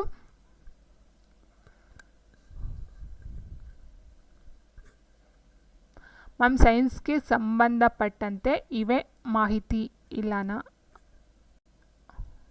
ಹೌದು. ಸೊ EVSಗೆ ಸಂಬಂಧಪಟ್ಟಂತೆ ಇದು ಕಂಟೆಂಟ್ಗೆ ಏನಿದೆ TET ಪೇಪರ್ ಬಂದು, ಸೊ ಆ ಒಂದು ಪಠ್ಯಕ್ರಮಕ್ಕೆ ಅನುಗುಣವಾಗಿ ಸಿಲೆಬಸ್ಗೆ ಸಂಬಂಧಪಟ್ಟಂತೆ ಸಿಲೆಬಸ್ಸು ಮತ್ತು ಕ್ವಶನ್ಸ್ಗಳು ಎರಡೂ ಸಹ ಜೊತೆಲೇ ತೊಗೊಂಡು ಹೋಗೋಣ. ಬರೀ ಪಾಠನೇ ಕೇಳ್ತಾ ಇದ್ದರೆ ಸ್ವಲ್ಪ ಬೋರ್ ಆಗ್ಬೋದು. ಆನ್ಸರ್ನ ಜೊತೆಗೆ ಎಕ್ಸ್ಪ್ಲನೇಷನ್ ಸಹ ತೊಗೊಂಡೋದ್ರೆ ನಮಗೂ ಸಹ ಯೂಸ್ ಆಗುತ್ತೆ. ಆ್ಯಂಡ್ ಕೇಳೋದಕ್ಕೂ ಸ್ವಲ್ಪ ಆನ್ಸರ್ ಮಾಡೋದಕ್ಕೂ ಸ್ವಲ್ಪ ಇಂಟ್ರೆಸ್ಟ್ ಬರ್ತಾ ಹೋಗುತ್ತೆ. ಆ್ಯಂಡ್ ಇನ್ನೊಂದೇನೆಂದರೆ ಸೈನ್ಸ್ಗೆ ಸಂಬಂಧಪಟ್ಟಂತೆ ಹೌದು, ಸೈನ್ಸ್ಗೂ ಸಹ ಇದು EVS ಅಂತ ಹೇಳಿದಾಗಲ್ಲಿ ಸೈನ್ಸ್ಗೆ ಮೇಯ್ನಾಗಿ ಬರ್ತಕ್ಕಂಥದ್ದು. ಸೈನ್ಸ್ ಆ್ಯಂಡ್ ಸೋಷಿಯಲ್ಲು ಬರ್ತಾ ಹೋಗುತ್ತೆ, ಬಟ್ ಮೇಯ್ನಾಗಿ ಸೈನ್ಸಲ್ಲಿ ಜಾಸ್ತಿ ಬರ್ತಕ್ಕಂಥದ್ದು. ಸೊ ಸೈನ್ಸ್ಗೂ ಸಹ ಸಂಬಂಧಪಡುತ್ತೆ ಆ್ಯಂಡ್ EVSಗೂ ಸಹ ಇದು ಆ್ಯಡ್ ಆಗ್ತಾ ಹೋಗುತ್ತೆ. ಸೊ ಇಲ್ಲಿ ಕೆಮಿಕಲ್ ಕೇಳಿದರೆ C6 ಅಂತ ನಾವು ನೋಡಿದ್ವಿ. ಅದರ ಜೊತೆಗೆ ನೀವು ರೈಬೋಸ್, ಹೆರಿಥ್ರೋಸ್, ಹೆಪ್ಟೋಸ್ ಏನು ಕೊಟ್ಟಿದ್ರೆ ಸೊ ಇದರ ಫಾರ್ಮುಲಾವನ್ನು ತಿಳ್ಕೊಳ್ಳೇಬೇಕಾಗುತ್ತೆ. ಬಿಕಾಸ್ C5 ಕಾರ್ಬನನ್ನು 5 ಕಾರ್ಬನ್ಗಳ ಪರಮಾಣುಗಳನ್ನು ಹೊಂದಿರತಕ್ಕಂಥ ಕಾರ್ಬೋಹೈಡ್ರೇಟ್ಸ್ ಯಾವುದು ಅಂತ ಕೇಳ್ಬೋದು, ಅಥವಾ 4 ಕಾರ್ಬನ್ಗಳನ್ನು ಹೊಂದಿರತಕ್ಕಂಥ ಕಾರ್ಬೋಹೈಡ್ರೇಟ್ಸ್ ಯಾವುದು ಅಂತ ಕೇಳ್ಬೋದು, ಅಥವಾ ಕಾರ್ಬನ್ 7 ಪರಮಾಣುಗಳನ್ನು ಹೊಂದಿರತಕ್ಕಂಥದ್ದು ಒಂದು ಕಾರ್ಬೋಹೈಡ್ರೇಟ್ಸ್ ಯಾವುದು ಅಂತಲೂ ಸಹ ಕೇಳ್ತಾ ಹೋಗ್ಬೋದು. Okay, so and next question ನೋಡ್ತಾ ಹೋದಾಗ ಸೊ ಆನ್ಸರ್ ಗೊತ್ತಾಯಿತು, ಗ್ಲೂಕೋಸ್ C6H12O6 ಅಂತಕ್ಕಂಥದ್ದು. ಆ್ಯಂಡ್ ನೆಕ್ಸ್ಟ್ ಕ್ವೆಶನ್ ಹೀಗಿದೆ, ಲ್ಯಾಕ್ಟೋಸ್ ಈ ಕೆಳಗಿನ ಶರ್ಕರಗಳಿಂದಾಗಿದೆ ಅಂತ ಕೊಟ್ಟಿದ್ದಾರೆ. ಸೊ ಯಾವ ಬುಕ್ಕನ್ನು EVSನ ರೆಫರ್ ಮಾಡಬೇಕು ಅಂತ ಕೇಳ್ತಾ ಇದ್ದಾರೆ. ಸೊ ಆಲ್ಮೋಸ್ಟ್ ನಾನು ಹೇಳ್ತಾ ಹೋಗ್ತೀನಿ ನೋಡಿ, EVS ಆಗಿರ್ಬೋದು, ಯಾವುದೇ ಬುಕ್ಸ್ ಆಗಿರ್ಬೋದು, ನೀವು ಒಂದು ಬುಕ್ಸ್ನ ರೆಫರ್ ಮಾಡೋದ್ರಿಂದ ನಮಗೆ ಎಲ್ಲ ಮಾಹಿತಿನೂ ಸಿಗೋದಿಲ್ಲ. ಸೊ ಆಲ್ಮೋಸ್ಟ್ ಅರೌಂಡ್ ನಮ್ಗೆ ಎಷ್ಟು ಕಂಟೆಂಟ್ ಸಿಗ್ತಾ ಹೋಗುತ್ತೋ, ಸೊ ಯೂಟ್ಯೂಬ್ ಆಗಿರ್ಬೋದು ಅಥವಾ ಇಂಟರ್ನೆಟ್ ಸರ್ಚ್ ಮಾಡೋದಾಗಿರ್ಬೋದು, ಅಥವಾ ನೀವು ಪ್ರೀವಿಯಸ್ ಪೇಪರ್ಸ್ನ ಬಿಡಿಸೋದಾಗಿರ್ಬೋದು, ಆ್ಯಂಡ್ ಬುಕ್ಸ್ಗಳನ್ನ ಓದೋದಾಗಿರ್ಬೋದು, ಆ್ಯಂಡ್ NCERT ಬುಕ್ಸ್ಗಳು ಏನು ಬರುತ್ತೋ ಸೊ 1 to 5th 1 to ಬರೋದಿಲ್ಲ, 4th 5th ಅನ್ನು ತೊಗೊಳ್ಬಹುದು. So 6th 7th 8th so almost ಅಷ್ಟು ಬುಕ್ಸ್ಗಳನ್ನ ನೀವು ರೆಫರ್ ಮಾಡಲೇಬೇಕಾಗುತ್ತೆ. ನಾವು ಒಂದು ಬುಕ್ಸ್ನ ಓದಿ ಎಲ್ಲ ಕಂಟೆಂಟ್ನ ನಾವು ಅರ್ಥ ಮಾಡ್ಕೊಳ್ಳೋದಾಗಲಿ ಅಥವಾ ಅದರಲ್ಲಿ ಎಲ್ಲ ಸಿಲೆಬಸ್ನ ಕವರ್ ಮಾಡ್ತೀವಿ ಅಂತಕ್ಕಂಥದ್ದು ತಪ್ಪು ಮಾಹಿತಿ. ಸೊ ಹಾಗಾಗಿ ನಾವು ಒಂದು ಬುಕ್ಸ್ನ ರೆಫರ್ ಮಾಡೋ ಬದಲು ಆಲ್ಮೋಸ್ಟ್ ಅರೌಂಡ್ ಎಷ್ಟು ಸಾಧ್ಯನೋ ಅಷ್ಟು ಬುಕ್ಸ್ಗಳನ್ನ ನಾವು ರೆಫರ್ ಮಾಡಲೇಬೇಕಾಗುತ್ತೆ. ಆ್ಯಂಡ್ ನೆಕ್ಸ್ಟು ಲ್ಯಾಕ್ಟೋಸ್ ಈ ಕೆಳಗಿನ ಶರ್ಕರಗಳಿಂದಾಗಿದೆ ಅಂತ ಕೊಟ್ಟಿದ್ದಾರೆ. Glucose plus fructose, glucose plus galactose, glucose plus maltose ಅಂತ ಕೊಡ್ತಾ ಹೋಗ್ತಾರೆ. ಫ್ರೆಂಡ್ಸ್, ಲ್ಯಾಕ್ಟೋಸ್ ಅಂತಕ್ಕಂಥದ್ದು ಆಲ್ಮೋಸ್ಟ್ ನಮಗೆ ಬರ್ತಕ್ಕಂಥದ್ದು ಈ ಹಾಲಿನ ಒಂದು ಪ್ರಾಡಕ್ಟ್ ಉತ್ಪನ್ನಗಳು ಏನು ಬರುತ್ತೋ ಅದರಲ್ಲಿ ಮೇಯ್ನಾಗಿ ನಮಗೆ ಲ್ಯಾಕ್ಟೋಸ್ ಕಂಡು ಬರ್ತಾ ಹೋಗುತ್ತೆ. ಸೊ ಇದರಲ್ಲಿ ನಾವು ನೋಡ್ತಾ ಹೋದಾಗ ನೋಡಿ, ಇದಕ್ಕೆ ಸಂಬಂಧಪಟ್ಟಂತೆ ಒಂದು ಸುಕ್ರೋಸ್, ಮಾಲ್ಟೋಸ್, ಲ್ಯಾಕ್ಟೋಸ್ ಏನಿದೆ, ಸುಕ್ರೋಸ್ ಅಂತಕ್ಕಂಥದ್ದು ಗ್ಲೂಕೋಸ್ ಪ್ಲಸ್ ಫ್ರಕ್ಟೋಸ್ ಅಂತಕ್ಕಂಥ ಒಂದು ಮಿಶ್ರಣ ಆಗಿರುತ್ತೆ. ಇಟ್ ಮೀನ್ಸ್ ಫ್ರಕ್ಟೋಸ್ ಅಂತಕ್ಕಂಥದ್ದು ಮೇಯ್ನಾಗಿ ನಮಗೆ ಫ್ರೂಟ್ಸಲ್ಲಿ ಹಣ್ಣುಗಳಲ್ಲಿ ಕಂಡು ಬರ್ತಕ್ಕಂಥದ್ದು fructose. And lactose means glucose plus galactose, maltose ಬಂದು ಗ್ಲೂಕೋಸ್ ಪ್ಲಸ್ ಗ್ಲೂಕೋಸು. ಸೊ ಇಲ್ಲಿ ನಮ್ಗೆ ಕೇಳಿದ ಕ್ವಶನ್ ಏನು, ಲ್ಯಾಕ್ಟೋಸು. ಸೊ ಲ್ಯಾಕ್ಟೋಸ ಒಂದು ಇದು ಬಂದು ಗ್ಲೂಕೋಸ್ ಪ್ಲಸ್ ಗ್ಯಾಲಕ್ಟೋಸ್ ಅಂತಕ್ಕಂಥದ್ದು. ಸೊ ಹಾಗಾಗಿ ಆನ್ಸರ್ ಬಂದು glucose plus galactose, option B is the ಸರಿಯಾದಂಥ ಒಂದು ಉತ್ತರ ಆಗ್ತಾ ಹೋಗುತ್ತೆ. ಆ್ಯಂಡ್ ನೆಕ್ಸ್ಟ್ ಕ್ವೆಶನು, ಬೆನೆಡಿಕ್ಟ್ ದ್ರಾವಣವು ಆಹಾರದಲ್ಲಿರುವ ಈ ಅಂಶವನ್ನು ಕಂಡುಹಿಡಿಯಲು ಬಳಸುತ್ತಾರೆ ಅಂತ ಕೊಟ್ಟಿದ್ದಾರೆ. ಬೆನೆಡಿಕ್ಟ್ ದ್ರಾವಣವನ್ನು ಆಹಾರದಲ್ಲಿರುವ ಈ ಅಂಶವನ್ನು ಕಂಡುಹಿಡಿಯಲು ಬಳಸುತ್ತಾರೆ. ಪಿಷ್ಟ, ಶರ್ಕರ, ಕೊಬ್ಬು, ಪ್ರೋಟೀನ್. ಸೊ ನೋಡಿ, ಇಲ್ಲಿ ಬೆನೆಡಿಕ್ಟ್ ಅಂತಕ್ಕಂಥದ್ದು ಒಂದು ಪರೀಕ್ಷೆ. ಈ ಒಂದು ಬೆನೆಡಿಕ್ಟ್ ದ್ರಾವಣವನ್ನು ಯೂಸ್ ಮಾಡಿಕೊಂಡು ಯಾವ ಆಹಾರದಲ್ಲಿರ್ತಕ್ಕಂಥ ಒಂದು ಪಿಷ್ಟ ಎಷ್ಟಿದೆ, ಅಥವಾ ಶರ್ಕರ ಇದೆಯಾ, ಕೊಬ್ಬಿದೆಯಾ, ಪ್ರೋಟೀನ್ ಇದೆಯಾ, ಯಾವ ಒಂದು ಕಂಟೆಂಟ್ ಅದರೊಳಗಿದೆ ಅಂತಕ್ಕಂಥದ್ದನ್ನ ಫೈಂಡ್ ಔಟ್ ಮಾಡ್ತಾ ಹೋಗ್ತಾರೆ. ಸೊ ನೋಡಿ, ಇಲ್ಲಿ ನಾವು ಬೆನೆಡಿಕ್ಟ್ ದ್ರಾವಣವನ್ನು ಏನಕ್ಕೆ ಯೂಸ್ ಮಾಡ್ತೀವಿ ಅಂತ ಹೇಳಿದಾಗ ಕಾರ್ಬೋಹೈಡ್ರೇಟ್ಗಳನ್ನು ಪರೀಕ್ಷೆ ಮಾಡೋದಕ್ಕೆ. ಅದರಲ್ಲೂ ಸಹ ಬೆನೆಡಿಕ್ಟ್ ದ್ರಾವಣವನ್ನು ಏನಕ್ಕೆ ಯೂಸ್ ಮಾಡ್ತಾರೆ ನೋಡಿ, ಶರ್ಕರವನ್ನು ಫೈಂಡ್ ಔಟ್ ಮಾಡೋದಕ್ಕೋಸ್ಕರ ಈ ಒಂದು ಬೆನೆಡಿಕ್ಟ್ ದ್ರಾವಣವನ್ನು ಯೂಸ್ ಮಾಡ್ತಾ ಹೋಗ್ತಾರೆ. ಅದರ ಜೊತೆಗೆ ಅಯೋಡಿನ್ ಪರೀಕ್ಷೆಯನ್ನು ಏನಕ್ಕೆ ಯೂಸ್ ಮಾಡ್ತಾರೆ ಅಂದರೆ ಪಿಷ್ಟ, ಆಹಾರದಲ್ಲಿ ಪಿಷ್ಟದ ಅಂಶ ಇರ್ತಕ್ಕಂಥದ್ದನ್ನು ಅವ್ರು ಕಂಡುಹಿಡ್ಕೊಳ್ಳೋದಕ್ಕೆ ಅಯೋಡಿನ್ ಪರೀಕ್ಷೆಯನ್ನು ಮಾಡ್ತಾರೆ. ಶರ್ಕರನ ಒಂದು ಕಂಡುಹಿಡ್ಕೊಳ್ಳೋದಕ್ಕೋಸ್ಕರ ಬೆನೆಡಿಕ್ಟ್ ದ್ರಾವಣವನ್ನು ಪರೀಕ್ಷೆಯನ್ನು ಮಾಡ್ತಾ ಹೋಗ್ತಾರೆ. ಸೊ ಇದು ಮೇಯ್ನು. ಆ್ಯಂಡ್ ನೆಕ್ಸ್ಟು ಅದಕ್ಕೆ ಸಂಬಂಧಪಟ್ಟಂತೆ ಕೆಲವೊಂದು ಇನ್ಫಾರ್ಮೇಷನ್ ಸಹ ಇದೆ, ನೀವು ಇದನ್ನು ಸಹ ನೋಡ್ಕೊಳ್ತಾ ಹೋಗ್ಬೋದು, ಯಾಕಂದರೆ ಎಕ್ಸಾಮಲ್ಲಿ ಇದನ್ನು ಸಹ ಕೇಳ್ತಾ ಹೋಗ್ತಾರೆ. ಇದರ ಜೊತೆಗೆ ಇನ್ನೊಂದು ಪಾಯಿಂಟ್ ಅಂತ ಅಂದರೆ ಪ್ರೋಟೀನ್ ಪರೀಕ್ಷೆಯನ್ನು ಮಾಡ್ತಾರೆ. ಸೊ ಇದು ಕಾರ್ಬೋಹೈಡ್ರೇಟ್ ಪರೀಕ್ಷೆ ಇತ್ತು. ಪಿಷ್ಟ ಮತ್ತು ಶರ್ಕರ ಏನಿದೆ ಇದು ಬಂದು ಕಾರ್ಬೋಹೈಡ್ರೇಟ್ನ ಪರೀಕ್ಷೆ.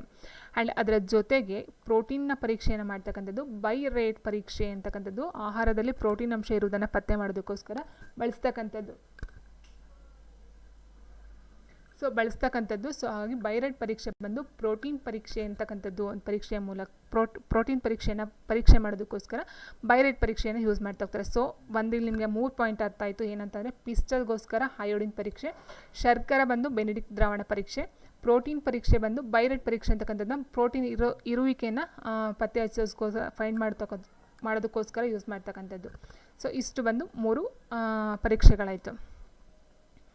ಸೊ ಈಗ ನಮ್ಗೆ ಅರ್ಥ ಆಗೈತೆ ಇಲ್ಲಿ ಬೆನಿಡಿಕ್ಟ್ ದ್ರಾವಣ ಏನಕ್ಕೆ ಯೂಸ್ ಮಾಡ್ತಾನೆ, ಶರ್ಕರ ಅಂತಕ್ಕಂಥ ಒಂದು ಇದಕ್ಕೆ ಯೂಸ್ ಮಾಡ್ತಕ್ಕಂಥದ್ದು. ಸೊ ಹಾಗಾಗಿ ಆಪ್ಷನ್ ಬಿ ಸರಿಯಾಗಿರ್ತಕ್ಕಂಥ ಒಂದು ಉತ್ತರ ಆಗ್ತಾ ಹೋಗುತ್ತೆ.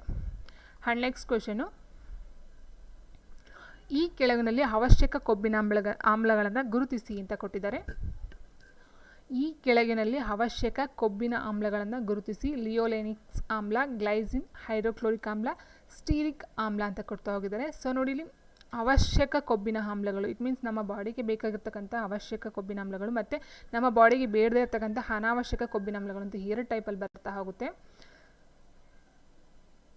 ಸೊ ಅವಶ್ಯಕ ಮತ್ತು ಅನಾವಶ್ಯಕ. ಸೊ ನೋಡಿ ಇಲ್ಲಿ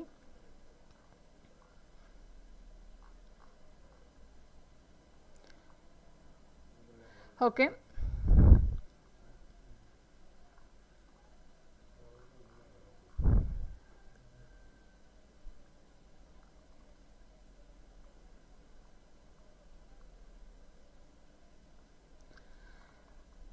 ಓಕೆ.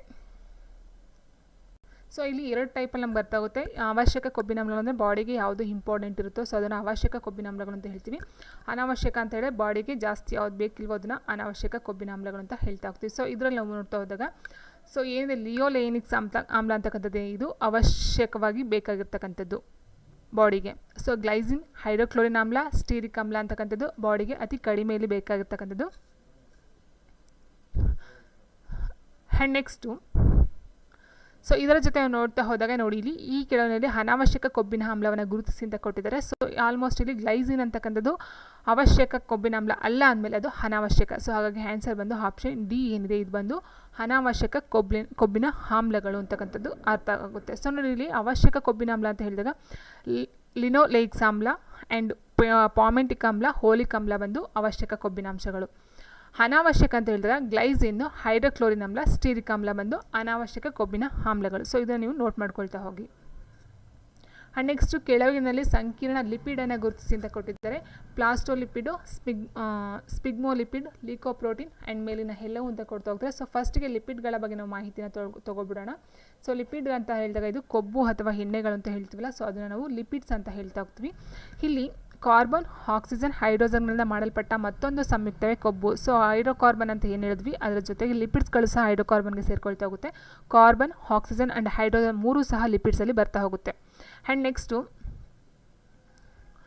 ಲಿಪಿಡ್ಸ್ಗಳು ಶಕ್ತಿಯನ್ನು ಒದಗಿಸುತ್ತವೆ, ಆದ್ದರಿಂದ ಲಿಪಿಡ್ಗಳನ್ನು ಶಕ್ತಿ ಉತ್ಪಾದಕಗಳು ಅಂತ ಹೇಳ್ತೀವಿ, ಹೌದಲ್ವಾ. ಸೊ ಲಿಪಿಡ್ಸು ಅದರ ಜೊತೆಗೆ ಕಾರ್ಬೋಹೈಡ್ರೇಟ್ಸ್ಗಳು ಎರಡೂ ಸಹ ನಾವೇನಂತ ಹೇಳ್ತೀವಿ ಶಕ್ತಿ ಉತ್ಪಾದಕ ಅಥವಾ ಎನರ್ಜಿ ಗಿವಿಂಗ್ ಫುಡ್ ಅಂತ ಹೇಳ್ತಾ ಹೋಗ್ತೀವಿ. ಆ್ಯಂಡ್ ಇದು ಕಾರ್ಬೋಹೈಡ್ರೇಟ್ಸ್ಗಳಿಗಿಂತ ಹೆಚ್ಚಿನ ಪ್ರಮಾಣದ ಶಕ್ತಿಯನ್ನು ನಮ್ಮ ಬಾಡಿಗೆ ಕೊಡ್ತಾ ಹೋಗುತ್ತೆ. ಆ್ಯಂಡ್ 1 ಗ್ರಾಮ್ ಕೊಬ್ಬಲ್ಲಿ 3.7 ಕಿಲೋ ಜೌಲ್ಗಳಷ್ಟು ಶಕ್ತಿಯನ್ನು ಬಿಡುಗಡೆ ಮಾಡ್ತಾರೆ. ಸೊ ಇದು ಕೇಳ್ತಾರೆ ಲಿಪಿಡ್ಸ್ಗಳಲ್ಲಿ 1 ಗ್ರಾಮ್ ಕೊಬ್ಬಿನಲ್ಲಿ ಎಷ್ಟು ಶಕ್ತಿ ಬಿಡುಗಡೆ ಆಗುತ್ತೆ ಅಂತ. ಸೊ ಕಾರ್ಬೋಹೈಡ್ರೇಟ್ಸಲ್ಲಿ 1.7 ಇತ್ತು, ಲಿಪಿಡ್ಸಲ್ಲಿ ಬಂದು 3.7 ಕಿಲೋ ಜೌಲ್ಗಳ ಶಕ್ತಿಯನ್ನು ಬಿಡುಗಡೆನ ಮಾಡ್ತಾ ಹೋಗುತ್ತೆ ನಮ್ಮ ಬಾಡಿಗೆ. ಆ್ಯಂಡ್ ನೆಕ್ಸ್ಟು ಪ್ರತಿದಿನ ನಮ್ಮ ಸಾಮಾನ್ಯ ಆಹಾರದಲ್ಲಿ 75 ಗ್ರಾಮ್ನಷ್ಟು ಕೊಬ್ಬು ಇರಬೇಕು. ಸೊ ನಾನು ಹೇಳಿದೆ ಬಾಡಿಗೆ 2 ಥರ ಇರುತ್ತೆ, ಅನಾವಶ್ಯಕ ಕೊಬ್ಬು ಮತ್ತು ಅವಶ್ಯಕ ಕೊಬ್ಬು ಅಂತ ಹೇಳ್ತಾ ಹೋಗ್ತೀವಿ. ಅದರ ಜೊತೆಗೆ ನಮ್ಮ ಬಾಡಿಗೆ 75 ಗ್ರಾಮ್ನಷ್ಟು ಕೊಬ್ಬು ಪ್ರತಿನಿತ್ಯ ನಾವು ಸೇವನೆಯಲ್ಲಿ ತಗೊಳ್ಬೇಕಾಗುತ್ತೆ. ಆ್ಯಂಡ್ ಕೊಬ್ಬು ನೀರಿನಲ್ಲಿ ಕರಗುವುದಿಲ್ಲ, ಆದರೆ ಸಾವಯವ ಸಂಯುಕ್ತಗಳಾದ ಆಲ್ಕೋಹಾಲ್, ಬೆಂಜಿನ್ ಈ ಥರಗಳಲ್ಲಿ ಮಾತ್ರ ಕರಗುತ್ತೆ. ಸೊ ಇದು ಪಾಯಿಂಟ್ ಕೇಳ್ತಾ ಹೋಗ್ತಾರೆ. ಕೊಬ್ಬು ಕರಗುವಂಥ ಒಂದು ಕಂಟೆಂಟ್ ಯಾವುದು ಅಂತ ಕೇಳ್ತಾರೆ. ಸೊ ನೀರು, ಆಲ್ಕೋಹಾಲ್, ಬೆಂಜಿನ್, ಹೀಟರ್. ಸೊ ಇದರಲ್ಲಿ ನೀರಿನಲ್ಲಿ ಕರಗೋದಿಲ್ಲ ಕೊಬ್ಬು. ಆಲ್ಕೋಹಾಲ್, ಬೆಂಜಿನ್, ಹೀಟರ್ ಈ 3ಗಳಲ್ಲಿ ಕೊಬ್ಬು ಮಿಕ್ಸ್ ಆಗ್ತಾ ಹೋಗುತ್ತೆ ಅಥವಾ ಕರಗುತ್ತಾ ಹೋಗುತ್ತೆ. ಸೊ ಇದು ವೆರಿ ಇಂಪಾರ್ಟೆಂಟು. ಆ್ಯಂಡ್ ಲಿಪಿಡ್ಗಳು ಸಸ್ಯಗಳಲ್ಲಿ ಎಣ್ಣೆಯ ರೂಪದಲ್ಲೂ ಪ್ರಾಣಿಗಳಲ್ಲಿ ಕೊಬ್ಬಿನ ರೂಪದಲ್ಲಿ ಕಂಡುಬರುತ್ತೆ ಅಂತ ಹೇಳ್ತಾ ಹೋಗ್ತಾರೆ, ಹೌದಲ್ವಾ. ಸೊ ಸಸ್ಯಗಳಂತ ಹೇಳಿದಾಗ ಇದು ವನಸ್ಪತಿ ಆಗಿರ್ಬೋದು ಅಥವಾ ಕೊಬ್ಬರಿ ಎಣ್ಣೆ ಆಗಿರ್ಬೋದು ಅಥವಾ ಹರಳೆಣ್ಣೆ ಅಂತ ಹೇಳ್ತೀವಿ. ಸೊ ಇದು ಎಣ್ಣೆಗಳ ರೂಪದಲ್ಲಿ ಸಿಗ್ತಾ ಹೋಗುತ್ತೆ, ಪ್ರಾಣಿಗಳಲ್ಲಿ ಕೊಬ್ಬಿನ ರೂಪದಲ್ಲಿ ಸಿಗ್ತಾ ಹೋಗುತ್ತೆ. ಆ್ಯಂಡ್ ನೆಕ್ಸ್ಟು ಲಿಪಿಡ್ಗಳು ದೇಹವನ್ನು ಬೆಚ್ಚಗಿಟ್ಟು ಚಳಿಯಿಂದ ರಕ್ಷಿಸುತ್ತವೆ. ಸೊ ವೆರಿ ಇಂಪಾರ್ಟೆಂಟ್, ಇದರ ಒಂದು ಫಂಕ್ಷನ್ ಮೇಯ್ನಾಗಿ ದೇಹಕ್ಕೆ ಬೆಚ್ಚಗೆ ಇರ್ತಕ್ಕಂಥ ಒಂದು ಕಾರ್ಯವನ್ನು ಮಾಡ್ತಾ ಹೋಗುತ್ತೆ. ಸೊ ಇಲ್ಲಿ ನಮಗೆ ಕ್ವಶನ್ ಏನಂತ ಹೇಳಿದರೆ, ಕ್ವಶನ್ ಬಂದಿದ್ದೇನಂತ ಹೇಳಿದರೆ ಕೆಳಗಿನಲ್ಲಿ ಸಂಕೀರ್ಣ ಲಿಪಿಡನ್ನು ಗುರುತಿಸಿ ಅಂತ ಕೊಟ್ಟಿದ್ರು. ಸೊ ಸಂಕೀರ್ಣ, ಸರಳ ಮತ್ತು ಸಂಕೀರ್ಣ ಅಂತ 2 ಬರ್ತಾ ಹೋಗುತ್ತೆ. ಸರಳ ಲಿಪಿಡ್ಗಳು ಮತ್ತು ಸಂಕೀರ್ಣ ಲಿಪಿಡ್ಗಳಂತ ಬರ್ತಾ ಹೋಗುತ್ತೆ. ಸರಳ ಲಿಪಿಡ್ಗಳು ಕೇವಲ ಕೊಬ್ಬಿನ ಆಮ್ಲಗಳನ್ನು ಮಾತ್ರ ಹೊಂದಿರತಕ್ಕಂಥ ಲಿಪಿಡ್ಗಳು. ಸಂಕೀರ್ಣ ಲಿಪಿಡ್ಗಳಂದರೆ ಲಿಪಿಡ್ ಜೊತೆಗೆ ಲಿಪಿಡ್ ಅಲ್ಲದ ಬೇರೊಂದು ಘಟಕವನ್ನು ಸೇರಿ ಆಗಿರ್ತಕ್ಕಂಥ ಲಿಪಿಡ್ ಅಂತ ಹೇಳ್ತಾ ಹೋಗ್ತಾರೆ. ಇಟ್ ಮೀನ್ಸ್ ಸರಳ ಲಿಪಿಡ್ ಅಂದರೆ ಕೇವಲ ಕೊಬ್ಬಿನ ಆಮ್ಲಗಳು ಮಾತ್ರ ಇರುತ್ತಂತೆ. ಸಂಕೀರ್ಣ ಲಿಪಿಡ್ ಅಂದರೆ ಲಿಪಿಡ್ನ ಜೊತೆಗೆ ಬೇರೊಂದು ಘಟಕ ಅದಕ್ಕೆ ಮಿಕ್ಸ್ ಆಗ್ತಾ ಹೋಗುತ್ತೆ, ಹಾಳಾಗ್ತಾ ಹೋಗಿರುತ್ತೆ. ಆ್ಯಂಡ್ ಯಾವುದ್ಯಾವುದು ಸಂಕೀರ್ಣ ಲಿಪಿಡ್ಗಳಂತ ನೋಡ್ತಾ ಹೋದಾಗ ಪಾಸ್ಫೋಲಿಪಿಡ್. ಸೊ ಇದರಲ್ಲಿ ಪಾಸ್ಫೋಲಿಪಿಡಲ್ಲಿ ಯಾವ ಒಂದು ಕಂಟೆಂಟ್ ಮಿಕ್ಸ್ ಆಗಿರುತ್ತೆ ಅಂದರೆ ಲಿಸಿಥಿನ್, ಸೆಫಾಲಿನ್, ಪ್ಲಾಸ್ಮೋಸೆನ್, ಹೈಸೋಸಿಟೈಟ್ಸ್ ಅಂತಕ್ಕಂಥ ಲಿಪಿಡ್ಸ್ಗಳು ಹಾಡಾಗ್ತಾ ಹೋಗುತ್ತೆ. ಆ್ಯಂಡ್ ಗ್ಲೈಕೋಲಿಪಿಡ್ಸ್ಗಳಲ್ಲಿ ಸೆರಬೋಸೈಡ್, ಗ್ಯಾಂಗ್ಲಿಯೋಸೈಡ್ ಅಂತಕ್ಕಂಥದ್ದು ಮಿಕ್ಸ್ ಆಗ್ತಾ ಹೋಗುತ್ತೆ. ಆ್ಯಂಡ್ ಸ್ಪಿಂಗೋಲಿಪಿಡ್ಗಳು ಬಂದು ಸ್ಪಿಂಗೋಮೈಲಿನ್ ಮತ್ತು ಈ ಸ್ಪಿಂಗೋಲಿಪಿಡ್ ಅಂತಕ್ಕಂಥದ್ದು ಮಿಕ್ಸ್ ಆಗ್ತಾ ಹೋಗುತ್ತೆ. ಸೊ ಇಲ್ಲಿ ಕ್ವಶನ್ ಕೇಳೋದೇನು ನಮ್ಗೆ ಇವಾಗ, ಯಾವುದು ಸಂಕೀರ್ಣ ಲಿಪಿಡ್ ಅಂತ ಕೇಳಿದರೆ ಸೊ ಪ್ಲಾಸ್ಮೋಲಿಪಿಡ್, ಸ್ಪಿಗ್ಮೋಲಿಪಿಡ್, ಲಿಕೋಪ್ರೋಟೀನ್, ಮೇಲ್ನ ಎಲ್ಲವು. ಸೊ 3 ಸಹ ಇದ್ದಾವೆ ನೋಡಿ ಇಲ್ಲಿ, ಪ್ಲಾಸ್ಮೋ, ಗ್ಲೈಕೋ ಆ್ಯಂಡ್ ಸ್ಪಿಗ್ಮೋ. ಸೊ 3 ಸಹ ಇರೋದ್ರಿಂದ ಈ ಒಂದು 3 ಸಹ ನಾವು ಸಂಕೀರ್ಣ ಲಿಪಿಡ್ಗಳಂತ ಹೇಳ್ತಾ ಹೋಗ್ಬೋದು. ಹಾಗಾಗಿ ಆನ್ಸರ್ ಬಂದು ಮೇಲಿನ ಎಲ್ಲವು ಅಂತಕ್ಕಂಥದ್ದು ಸರಿಯಾಗಿರ್ತಕ್ಕಂಥ ಒಂದು ಉತ್ತರ ಆಗ್ತಾ ಹೋಗುತ್ತೆ.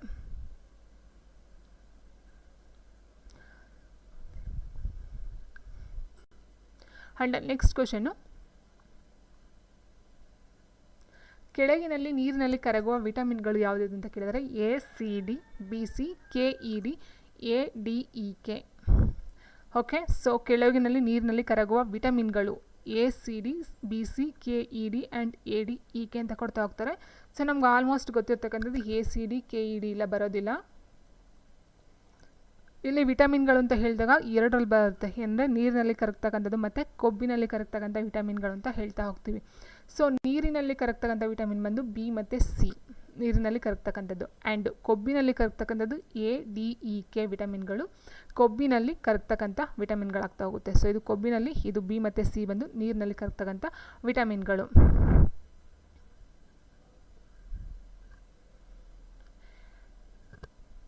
ಆ್ಯಂಡ್ ನೆಕ್ಸ್ಟು ಇದಕ್ಕೆ ಸಂಬಂಧಪಟ್ಟಂತೆ ನೋಡ್ತಾ ಹೋಗ್ತೀವಿ ಅಂತ ಹೇಳಿದರೆ,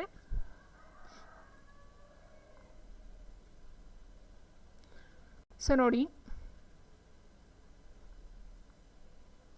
vitamin A, B one, B two, ಬಿ3, ಬಿ6, ಬಿ9, ಬಿ12, C ಮತ್ತು ಡಿ ಆ್ಯಂಡ್ ಇ ಮತ್ತು ಕೆ ಇಷ್ಟು ಬಂದು ವಿಟಮಿನ್ಸ್ಗಳಲ್ಲಿ ಬರ್ತಕ್ಕಂಥದ್ದು. ಸೊ ಇದನ್ನು ನೋಡ್ತಾ ಹೋದಾಗ ವಿಟಮಿನ್ ಎ ಎನ್ನೋದು ಒಂದು ರಾಸಾಯನಿಕ ಹೆಸರು ಬಂದು ರೆಟಿನಾಲ್ ಅಂತ ಹೆಸರನ್ನು ಸಹ ಮೆನ್ಷನ್ ಮಾಡ್ತಾ ಹೋಗ್ತೀವಿ. ಇದರಿಂದ ಬರ್ತಕ್ಕಂಥದ್ದು ರಾತ್ರಿ ಕುರುಡು. ಸೊ ವಿಟಮಿನ್ ಎ ಕಮ್ಮಿ ಆದರೆ ನಮಗೆ ರಾತ್ರಿ ಕುರುಡು ಬರುತ್ತೆ, ಅದರ ಒಂದು ರಾಸಾಯನಿಕ ಹೆಸರು ಬಂದು retinol. And vitamin B one thymine ಅಂತಕ್ಕಂಥದ್ದು ಒಂದು ರಾಸಾಯನಿಕ ಹೆಸರು, ಇದರಿಂದ ಬರ್ತಕ್ಕಂಥದ್ದು ಬೆರಿ ಅಂತಕ್ಕಂಥ ಒಂದು ಕಾಯಿಲೆ ಬರ್ತಾ ಹೋಗುತ್ತೆ. ಆ್ಯಂಡ್ ವಿಟಮಿನ್ ಬಿ2 ಬಂದು ರೈಬೋಪ್ಲೇಬಿಯಾ ಅಂತಕ್ಕಂಥ ರಾಸಾಯನಿಕ ಹೆಸರು, ಇದರಿಂದ ಬರ್ತಕ್ಕಂಥ ಕಾಯಿಲೆ ಅಂತ ಹೇಳಿದ್ರೆ ಚರ್ಮ ಬಿರುಕು ಅಂತಕ್ಕಂಥದ್ದು ಬರ್ತಾ ಹೋಗುತ್ತೆ. ಆ್ಯಂಡ್ ವಿಟಮಿನ್ ಬಿ3 ಏನಿದೆ ಇದು ಬಂದು ನಿಯಾಸಿನ್ ಅಂತಕ್ಕಂಥ ಒಂದು ಹೆಸರನ್ನು ಒಳಗೊಂಡಿದೆ. ಸೊ ಇಲ್ಲಿ ಕೇಳ್ತಾ ಹೋಗ್ತಾರೆ ರಾಸಾಯನಿಕ ಹೆಸರು, ರೆಟಿನಾಲ್ ಅಂತಕ್ಕಂಥದ್ದು ಯಾವ ಒಂದು ವಿಟಮಿನ್ನ ಹೆಸರು ಅಂತಲೂ ಸಹ ಕೇಳ್ತಾ ಹೋಗ್ತಾರೆ. ಆ್ಯಂಡ್ ಇಲ್ಲಿ ಬರ್ತಕ್ಕಂಥ ಕಾಯಿಲೆಗಳೇನಿದೆ, ರೋಗಗಳು, ಸೊ ಅದನ್ನು ಸಹ ಕೇಳ್ತಾ ಹೋಗ್ತಾರೆ. ಇದಂತೂ ವೆರಿ ಇಂಪಾರ್ಟೆಂಟು, ವಿಟಮಿನ್ಸ್ಗಳು ಮತ್ತು ಆಹಾರದಲ್ಲಿ ಮೇಯ್ನ್ ಟಾಪಿಕ್ ಇದೇನೆ. ಸೊ ಇದರಿಂದ ಬರ್ತಕ್ಕಂಥ ಪೆಲಾಗ್ರಾ ಕೇಳ್ತಾರೆ, ಪೆಲಾಗ್ರಾವನ್ನು ಬರ್ತಕ್ಕಂಥ ಒಂದು ವಿಟಮಿನ್ ಕೊರತೆ ಯಾವ ಒಂದು ವಿಟಮಿನ್ ಕೊರತೆಯಿಂದ ಬರುತ್ತೆ ಅಂತ ಕೇಳ್ತಾರೆ. ಆ್ಯಂಡ್ ವಿಟಮಿನ್ ಬಿ6 ಬಂದು ಚರ್ಮ ರೋಗ ಅಂತಕ್ಕಂಥದ್ದು ಬರ್ತಾ ಹೋಗುತ್ತೆ. ವಿಟಮಿನ್ ಬಿ9 ಕಮ್ಮಿ ಆದರೆ ಹಿಮೋಗ್ಲೋಬಿನ್ ಮಟ್ಟವನ್ನು ಕುಗ್ಗಿಸ್ತಕ್ಕಂಥ ಒಂದು ವಿಟಮಿನ್ ಯಾವುದು ಅಂತಲೂ ಸಹ ಕೇಳಿದ್ದಾರೆ. ವಿಟಮಿನ್ ಬಿ12 ರಕ್ತಹೀನತೆ. ಆ್ಯಂಡ್ ಇದಂತೂ ವೆರಿ ಇಂಪಾರ್ಟೆಂಟ್, ವಿಟಮಿನ್ ಸಿ ಆಸ್ಕರ್ಬಿಕ್ ಆಮ್ಲ ಅಂತ ಹೇಳ್ತಾ ಹೋಗ್ತೀವಿ. ಸೊ ಸ್ಕರ್ಬಿ ರೋಗ ಬರ್ತಕ್ಕಂಥದ್ದು ವಿಟಮಿನ್ ಸಿಯ ಕೊರತೆಯಿಂದ. ಆ್ಯಂಡ್ ವಿಟಮಿನ್ ಡಿಯ ಕೊರತೆಯಿಂದ ಬರ್ತಕ್ಕಂಥದ್ದು ರಿಕೆಟ್ಸು, ಇದನ್ನು ಕ್ಯಾಲ್ಸಿಫೆರಾಲ್ ಅಂತ ಒಂದು ಹೆಸರನ್ನು ಸಹ ಮೆನ್ಷನ್ ಮಾಡ್ತಾ ಹೋಗ್ತೀವಿ. ಆ್ಯಂಡ್ ವಿಟಮಿನ್ ಇ ಬಂದು ಟೋಕೋಫೆರಾಲ್ ಅಂತಕ್ಕಂಥ ಒಂದು ರಾಸಾಯನಿಕ ಹೆಸರಿದೆ, ಇದರಿಂದ ಬಂಜೆತನ ಬರ್ತಕ್ಕಂಥದ್ದು. ಆ್ಯಂಡ್ ವಿಟಮಿನ್ ಕೆ ಇಂದ ರಕ್ತ ಹೆಪ್ಪುಗಟ್ಟುವಿಕೆ, ಇದಂತೂ ತುಂಬಾ ಇಂಪಾರ್ಟೆಂಟು, ಎಲ್ಲ ಎಕ್ಸಾಮಲ್ಲಿ ಸಹ ರಿಪೀಟೆಡ್ ಒಂದೊಂದು ಕ್ವಶನ್ ಅಂತೂ ಕಂಪಲ್ಸರಿ ಇದ್ದೇ ಇದೆ. ಸೊ ಇಷ್ಟು ಏನಿದೆ ಒಟ್ಟು ಟೋಟಲು ಇಷ್ಟು ಸಹ ನೀವು ನೋಡ್ಕೊಳ್ಬೇಕಾಗುತ್ತೆ. ಸೊ ಇದರ ಒಂದು ರೋಗ ಮತ್ತು ವಿಟಮಿನ್ಸ್ಗಳು ಮತ್ತು ಅದರ ಒಂದು ರಾಸಾಯನಿಕ ಹೆಸರುಗಳು, ಸೊ ಇಷ್ಟು ತುಂಬ ಇಂಪಾರ್ಟೆಂಟು. ಆ್ಯಂಡ್ ನೆಕ್ಸ್ಟ್ ಕ್ವಶನು, ನಿಶಾಂಧತ್ವ ರೋಗ ಇದರ ಕೊರತೆಯಿಂದ ಬರುತ್ತದೆ ಅಂತ ಕೇಳಿದ್ದಾರೆ.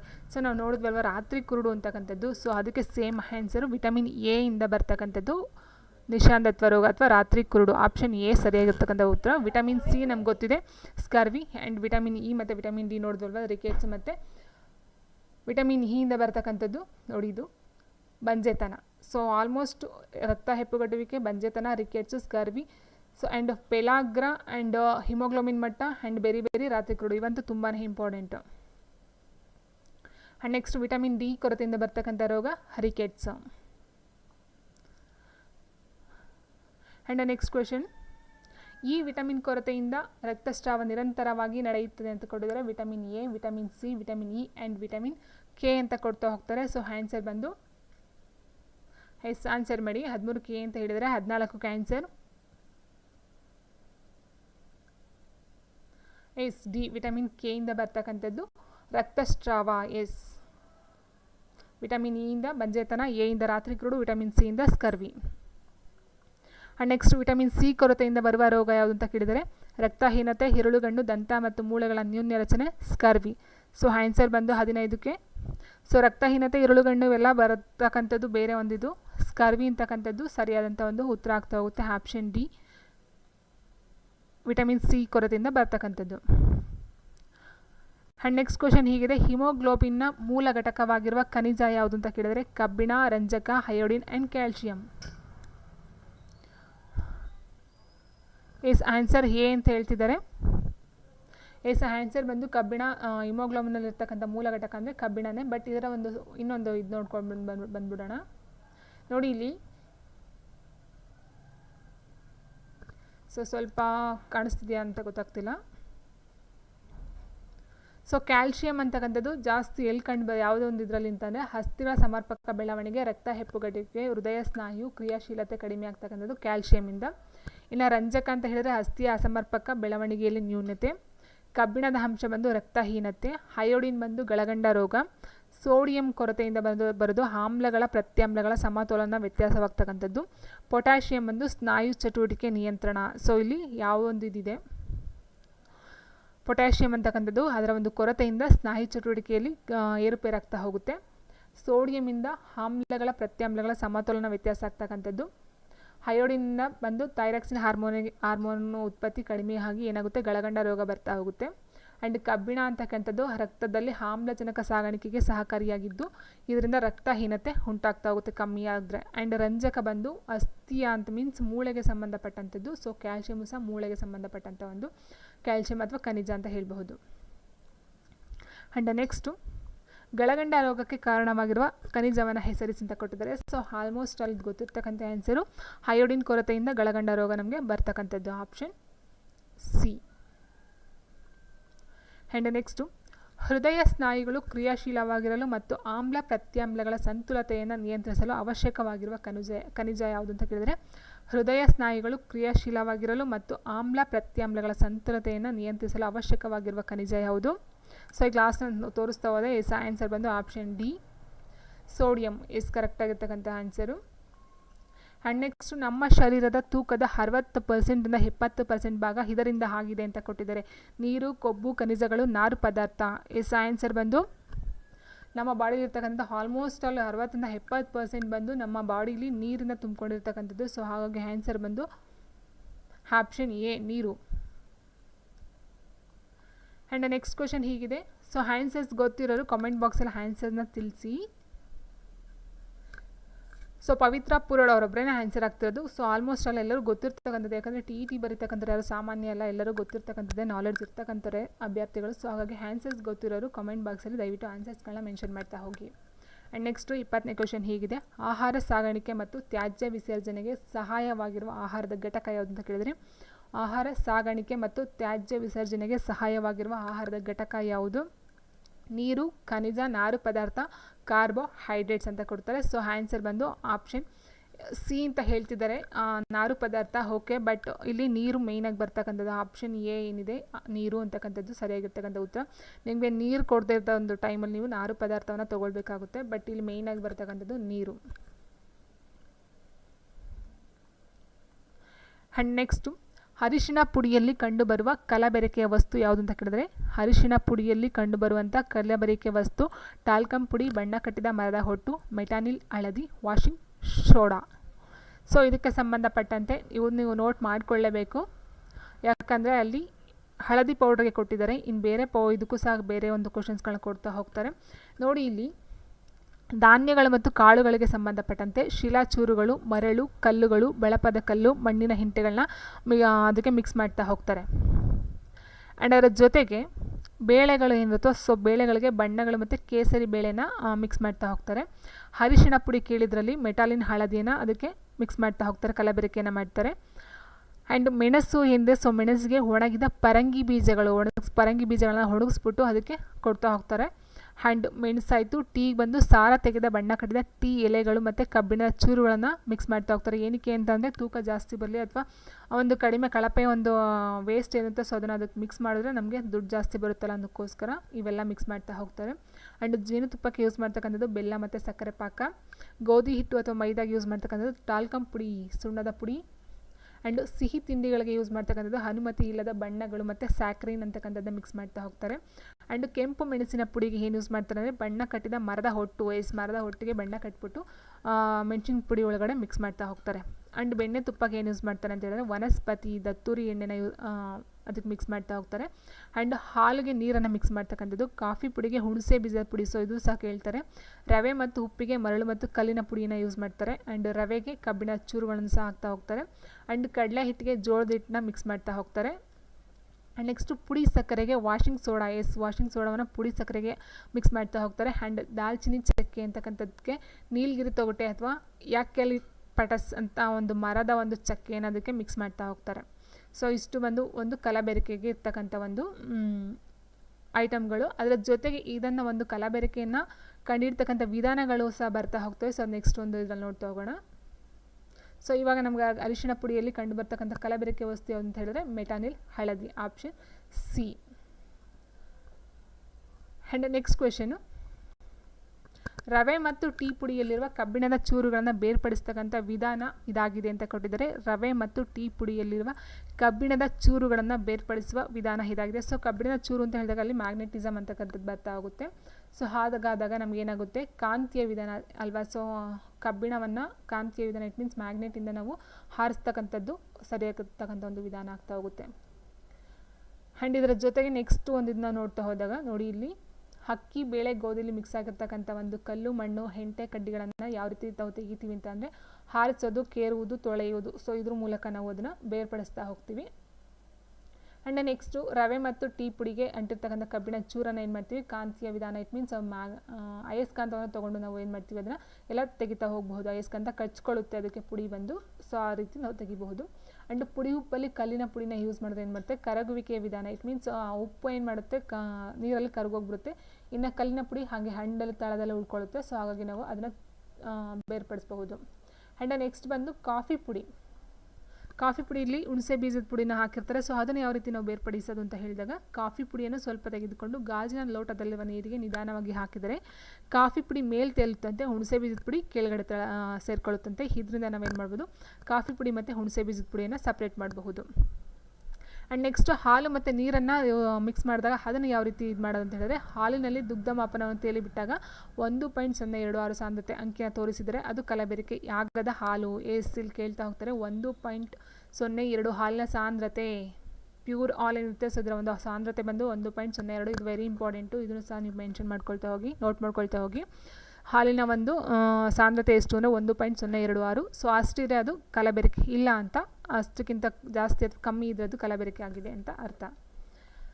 ಆ್ಯಂಡ್ ನೆಕ್ಸ್ಟು ಅಡಿಗೆ ಎಣ್ಣೆ, ದತ್ತೂರಿ ಎಣ್ಣೆನ ಮಿಕ್ಸ್ ಮಾಡಿದ್ರೆ ಯಾವ ರೀತಿ ತೆಗಿಬೋದು ಅಂತ ಕೇಳಿದರೆ, ಇಲ್ಲಿ ಒಂದು ಪ್ರಮಾಣದಲ್ಲಿ 5 ml ಅಷ್ಟು ಎಣ್ಣೆ ತೆಗೆದುಕೊಂಡು ಅದಕ್ಕೆ ಅಷ್ಟೇ ಪ್ರಮಾಣದ ಪ್ರಬಲ ನೈಟ್ರಿಕ್ ಆಮ್ಲವನ್ನು ಹಾಕಿ ಗಾಜಿನ ಕಡ್ಡಿಯಿಂದ ಚೆನ್ನಾಗಿ ಕಲಕಿ ಬಣ್ಣ ಕಾಣಿಸಿದರೆ ಅದಕ್ಕೆ ದತ್ತೂರಿ ಎಣ್ಣೆ ಮಿಶ್ರಣವಾಗಿದೆ ಅಂತಕ್ಕಂಥದ್ದು ಕಂಡುಬರುತ್ತಂತೆ.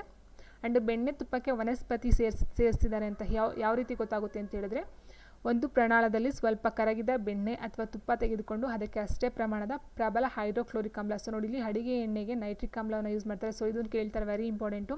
ನೈಟ್ರಿಕ್ ಆಮ್ಲನ ಅಡಿಗೆ ಎಣ್ಣೆಯಲ್ಲಿ ಯೂಸ್ ಮಾಡ್ತಕ್ಕಂಥದ್ದು. ಆ್ಯಂಡ್ ಹೈಡ್ರೋಕ್ಲೋರಿಕ್ ಆಮ್ಲನ ಬೆಣ್ಣೆ ತುಪ್ಪದಲ್ಲಿ ವನಸ್ಪತಿ ಇದೆಯಾ ಇಲ್ವಾ ಅಂತ ಚೆಕ್ ಮಾಡೋದಕ್ಕೋಸ್ಕರ ಹೈಡ್ರೋಕ್ಲೋರಿಕ್ ಆಮ್ಲವನ್ನು ಯೂಸ್ ಮಾಡ್ತಾ ಹೋಗ್ತಾರೆ. ಸೊ ಇದು ವೆರಿ ಇಂಪಾರ್ಟೆಂಟ್. ಇವೆರಡು ಪಾಯಿಂಟ್ನ ನೋಡ್ಕೊಳ್ತಾ ಹೋಗಿ. ಸೊ ಈಗ ಏನಾಗುತ್ತೆ, ಒಂದು ಚಿಟಕಿ ಸಕ್ಕರೆಯನ್ನು ಸೇರಿಸಿ ಗಾಜಿನ ಕಡ್ಡಿಯಿಂದ ಚೆನ್ನಾಗಿ ಕಲಕಿದ್ರೆ 5 ನಿಮಿಷ ಬಿಟ್ಟು ಏನಾಗುತ್ತೆ, ಅದು ವನಸ್ಪತಿ ಬೆರಕೆಯಾಗಿದ್ದರೆ ಪ್ರಾಣಾಳದ ಕೆಳಪದರಲ್ಲಿ ಕಡು ಕೆಂಪು ಬಣ್ಣ ಕಂಡು ಬರುತ್ತಂತೆ.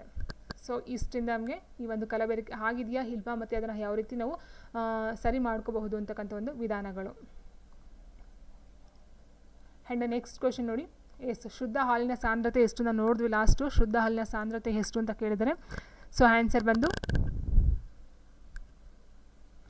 ಲಾಸ್ಟ್ ಇದನ್ನು ನೋಡಿದ್ವಿ ಅಲ್ವಾ, ಇಲ್ಲಿ 1.026 ಸಾಂದ್ರತೆ. ಸೊ ಆನ್ಸರ್ ಬಂದು ಎ 1.026 ಹಾಲಿನ ಶುದ್ಧ ಸಾಂದ್ರತೆ. ಆ್ಯಂಡ್ ನೆಕ್ಸ್ಟ್ ಕ್ವೆಶನ್, ಈ ಕೆಳಗಿನಲ್ಲಿ ಕ್ಯಾನ್ಸರ್ ರೋಗ ಉಂಟು ಮಾಡುವ ವಿಷಕಾರಿ ರಾಸಾಯನಿಕ ಅಂತ ಕೇಳಿದರೆ, ಈ ಕೆಳಗಿನಲ್ಲಿ ಕ್ಯಾನ್ಸರ್ ರೋಗ ಉಂಟು ಮಾಡುವ ವಿಷಕಾರಿ ರಾಸಾಯನಿಕ ಯಾವುದು? Washing soda, baking soda, metanil, ಹಳದಿ, ಟಾಲ್ಕಮ್ ಪುಡಿ ಅಂತ ಕೊಟ್ಟಿದ್ದಾರೆ. ಎಸ್ ಹೇಳಿ ಆನ್ಸರು. ಈ ಕೆಳಗಿನಲ್ಲಿ ಕ್ಯಾನ್ಸರ್ ರೋಗವನ್ನು ಉಂಟು ಮಾಡ್ತಕ್ಕಂಥ ವಿಷಕಾರಿ ರಾಸಾಯನಿಕ ಯಾವುದು? Washing soda, baking soda, metanil, ಹಳದಿ, ಟಾಲ್ಕಮ್ ಪುಡಿ. ಎಸ್ ಇದು ಬಂದು ಕ್ಯಾನ್ಸರ್ ರೋಗ. ಸೊ ಇದಕ್ಕೆ ಸಂಬಂಧಪಟ್ಟಂತೆ ನಾವು ನೋಡಿ ಇಲ್ಲಿ ಜಲೋದರ ಅಥವಾ ಡ್ರಾಪ್ಸ್ ಅಂತ ಹೇಳ್ತೀವಿ. ಇದು ದತ್ತುರಿ ಎಣ್ಣೆ ಸೇವನೆಯಿಂದ ಉಂಟಾಗ್ತಕ್ಕಂಥದ್ದಂತೆ. ಸೊ ಎಣ್ಣೆಗೆ ದತ್ತುರಿ ಎಣ್ಣೆನ ಮಿಕ್ಸ್ ಮಾಡಿದ್ರೆ ಅಲ್ಲಿ ನಮಗೆ ಜಲೋದರ ಅಂತಕ್ಕಂಥ ಒಂದು ಕಾಯಿಲೆ ಬರ್ತಾ ಹೋಗುತ್ತೆ. ಸೊ ಇದು ಮೇಯ್ನು ನೋಡ್ಕೊಳ್ಳಿ. ದತ್ತೂರಿ ಎಣ್ಣೆಯಿಂದ ಬರ್ತಕ್ಕಂಥದ್ದು ಜಲೋದರ. ಇಲ್ಲಿ ಕೇಳೋದು ಕ್ಯಾನ್ಸರ್ ಯಾವುದರಿಂದ ಬರುತ್ತೆ ಅಂತ ಕೇಳಿದರೆ ಮೆಟಾನಿಲ್ ಹಳದಿ ಸೇವನೆಯಿಂದ ಬರ್ತಕ್ಕಂಥದ್ದು. ಸೊ ಮೆಟಾನಿಲ್ ಹಳದಿ ಅಂದರೆ ಅರಿಶಿನ ಪುಡಿಗೆ ಮಿಕ್ಸ್ ಮಾಡ್ತಕ್ಕಂಥ ಒಂದು ಹಳದಿ ಅಂತ ಆಲ್ರೆಡಿ ನೋಡಿದ್ವಿ ಅಲ್ವಾ. ಸೊ ಆ ಒಂದು ವಿಷಕಾರಿ ರಾಸಾಯನಿಕ ವಸ್ತುವಿನ ನಮಗೆ ಕ್ಯಾನ್ಸರ್ ಬರುತ್ತೆ. ಸೊ ಆ ಮಿಕ್ಸನ್ನು ನಾವು ತಿಂದರೆ ನಮಗೆ ನಮ್ಮ ಬಾಡಿಲಿ ಕ್ಯಾನ್ಸರ್ ಅಂತಕ್ಕಂಥ ಒಂದು ಕಾಯಿಲೆ ಬರ್ತಾ ಹೋಗುತ್ತೆ. ಆ್ಯಂಡ್ ದತ್ತೂರಿ ಎಣ್ಣೆಯಿಂದ ಬರ್ತಕ್ಕಂಥದ್ದು ಜಲೋದರ ಅಂತಕ್ಕಂಥದ್ದು. ಆ್ಯಂಡ್ ನೆಕ್ಸ್ಟು ಕರಳು ಬೇನೆ ಅಂತಕ್ಕಂಥದ್ದು ಪುಡಿ ಸಕ್ಕರೆಯಲ್ಲಿ ಬರ್ತಕ್ಕಂಥ ವಾಷಿಂಗ್ ಸೋಡಾದಿಂದ ಉಂಟಾಗ್ತಕ್ಕಂಥದ್ದು ಕರಳು ಬೇನೆ. So very important. ಕರಳು ಬೇನೆ ಬಂದು ವಾಷಿಂಗ್ ಸೋಡಾದಿಂದ ಬರ್ತಕ್ಕಂಥದ್ದು. ಕ್ಯಾನ್ಸರ್ ಬಂದು ಮೆಟಾನಿಲ್ ಹಳದಿ. ಆ್ಯಂಡ್ ಜಲೋದರ ಅಥವಾ ಡ್ರಾಪ್ಸ್ ಅಂತಕ್ಕಂಥ ಒಂದು ಕಾಯಿಲೆ ಬರ್ತಕ್ಕಂಥದ್ದು ದತ್ತೂರಿ ಎಣ್ಣೆ ಸೇವನೆಯಿಂದ ಬರ್ತಕ್ಕಂಥ ಒಂದು ಕಾಯಿಲೆ. ಸೊ ಈಗ ಕ್ಯಾನ್ಸರ್ ಬಂದು ಮೆಟಾನಿಲ್ ಹಳದಿಯಿಂದ ಬರ್ತಕ್ಕಂಥದ್ದು. ಸೊ ಹಾಗಾಗಿ ಆನ್ಸರ್ ಬಂದು option C. And next question ಹೀಗಿದೆ, ಕೆಳಗಿನ ಆಹಾರ ಘಟಕಗಳಲ್ಲಿ ದೇಹದ ಬೆಳವಣಿಗೆ ಮತ್ತು ರಚನೆಗೆ ಸಹಾಯಕವಾಗಿದೆ ಅಂತ ಕೊಟ್ಟಿದ್ದಾರೆ. ಕೆಳಗಿನ ಆಹಾರ ಘಟಕಗಳಲ್ಲಿ ದೇಹದ ಬೆಳವಣಿಗೆಗೆ ಮತ್ತು ರಚನೆಗೆ ಸಹಾಯಕವಾಗಿದೆ ಅಂತ ಹೇಳ್ತಾ ಹೋಗ್ತಾರೆ. ಸೊ ಆನ್ಸರ್ ಬಂದು ನಾನು ಆಲ್ರೆಡಿ ಹೇಳಿದಾಗೆ ಕಾರ್ಬೋಹೈಡ್ರೇಟ್ಸ್ ಬಂದು ಶಕ್ತಿ ಉತ್ಪಾದನೆಯನ್ನು ಕೊಡ್ತಕ್ಕಂಥದ್ದು, ಬಾಡಿಗೆ ಶಕ್ತಿಯನ್ನು ಕೊಡ್ತಕ್ಕಂಥದ್ದು. ಆ್ಯಂಡ್ ಬಾಡಿ ಬಿಲ್ಡರ್ಸ್ ಅಂತಲೇ ಹೇಳ್ತಾ ಹೋಗ್ತೀವಿ. ಸೊ ಬಾಡಿ ಬಿಲ್ಡರ್ಸ್ ಪ್ರೋಟೀನ್ಸ್ಗಳನ್ನ ನಾವು ಬಾಡಿ ಬಿಲ್ಡರ್ಸ್ ಅಂತ ಹೇಳ್ತೀವಿ ಅಥವಾ ಬಾಡಿ ಬಿಲ್ಡಿಂಗ್ ಅಂತಲೂ ಸಹ ಹೇಳ್ತಾ ಹೋಗ್ತೀವಿ. ಆನ್ಸರ್ ಬಂದು option B proteins. Body building foods ಇದು ಪ್ರೋಟೀನ್ಸು. ಆ್ಯಂಡ್ ನೆಕ್ಸ್ಟು ಜೀರ್ಣವಾಗದ ಆಹಾರ ಘಟಕ ಗುರುತಿಸಿ ಅಂತ ಕೊಡ್ತಿದೆ. ನಾರು ಪದಾರ್ಥ, ಖನಿಜಗಳು, ವಿಟಮಿನ್ಗಳು ಮತ್ತು ಕೊಬ್ಬು. ಜೀರ್ಣವಾಗದ ಆಹಾರ ಘಟಕ ಗುರುತಿಸಿ ನಾರು ಪದಾರ್ಥ, ಖನಿಜಗಳು, ವಿಟಮಿನ್ಗಳು ಮತ್ತು ಕೊಬ್ಬು ಅಂತ ಕೊಡ್ತಾ ಹೋಗ್ತಾರೆ. ಸೊ ಆನ್ಸರ್ ಬಂದು ಆಪ್ಷನ್ ಎ ನಾರು ಪದಾರ್ಥ. ಆ್ಯಂಡ್ ನೆಕ್ಸ್ಟ್ ಕ್ವೆಶನ್ ಹೀಗಿದೆ, ಈ ಕೆಳಗಿನ ಆಹಾರ ಘಟಕವು ಹೆಚ್ಚಿನ ಶಕ್ತಿ ಬಿಡುಗಡೆ ಮಾಡುತ್ತದೆ. Cellulose, protein, carbohydrate, amino acid.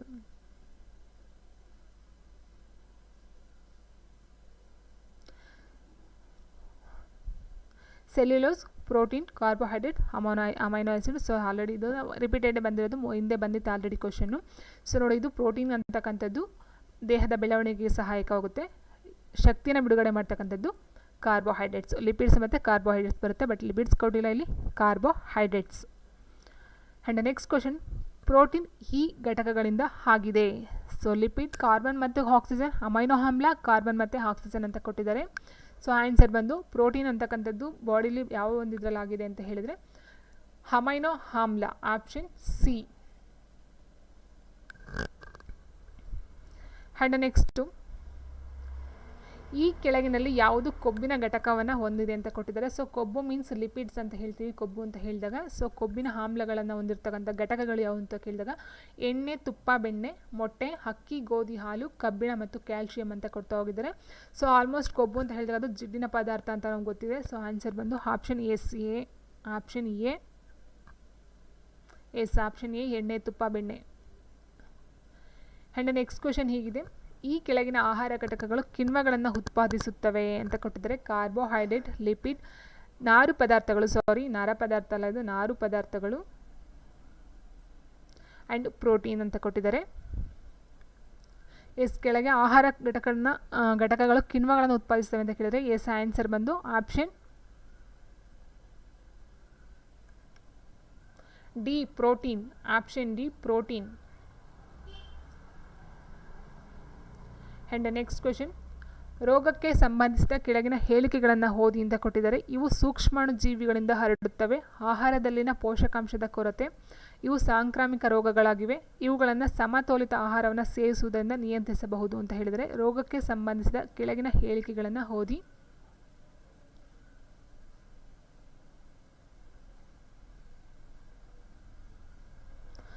ರೋಗಕ್ಕೆ ಸಂಬಂಧಿಸಿದ ಕೆಳಗಿನ ಹೇಳಿಕೆಗಳನ್ನು ಓದಿ ಅಂತ ಕೊಟ್ಟಿದ್ದಾರೆ. ಸೊ ಇದರಲ್ಲಿ ಏನಂತ ಹೇಳಿದರೆ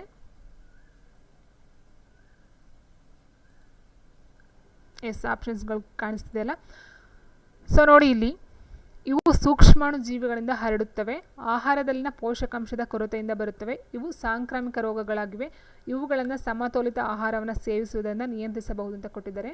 ಸೊ ರೋಗಗಳು ಅಂತ ಹೇಳಿದಾಗ ಮೇಯ್ನಾಗಿ ಇಲ್ಲಿ ಬರ್ತಕ್ಕಂಥದ್ದು ಸೂಕ್ಷ್ಮಾಣು ಜೀವಿಗಳಿಂದನೂ ಬರ್ತವೆ ಆ್ಯಂಡ್ ಸಾಂಕ್ರಾಮಿಕ ರೋಗಗಳಿಂದನೂ ಬರ್ತವೆ, ಎರಡನ್ನೂ ಬರ್ತಕ್ಕಂಥದ್ದೇ.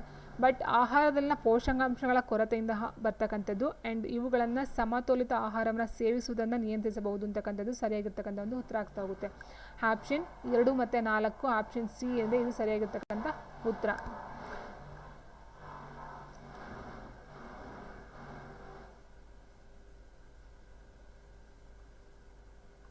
ಆ್ಯಂಡ್ ನೆಕ್ಸ್ಟು ಸೂರ್ಯರಶ್ಮಿ ಎಂದು ಕರೆಯಲ್ಪಡುವ ವಿಟಮಿನ್ ಯಾವುದು ಅಂತ ಕೇಳಿದರೆ, ಸೊ ಸೂರ್ಯರಶ್ಮಿ ಅಂದರೆ ಸೂರ್ಯನ ಕಿರಣಗಳಿಂದ ಬರ್ತಕ್ಕಂಥ ಒಂದು ವಿಟಮಿನ್, ಯಾವ ಒಂದು ವಿಟಮಿನ್ ಸಿಗುತ್ತೆ ಅಂತ ಹೇಳಿದರೆ ಸೂರ್ಯನ ಕಿರಣಗಳಿಂದ ನಮಗೆ ವಿಟಮಿನ್ ಡಿ ಅಂತಕ್ಕಂಥದ್ದು ಬರ್ತಾ ಹೋಗುತ್ತೆ. ವಿಟಮಿನ್ ಡಿ, ವಿಟಮಿನ್ ಡಿ ಬಂದು ಸೂರ್ಯನ ಕಿರಣಗಳಿಂದ ನಮಗೆ ಸಿಗ್ತಕ್ಕಂಥ ಒಂದು ವಿಟಮಿನ್.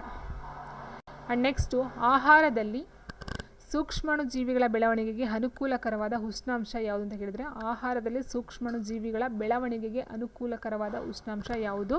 ಸೊ ಆನ್ಸರ್ ಬಂದು ಆಪ್ಷನ್ ಬಿ ಏನಿದೆ, 20 ರಿಂದ 35 degree Celsius, option B.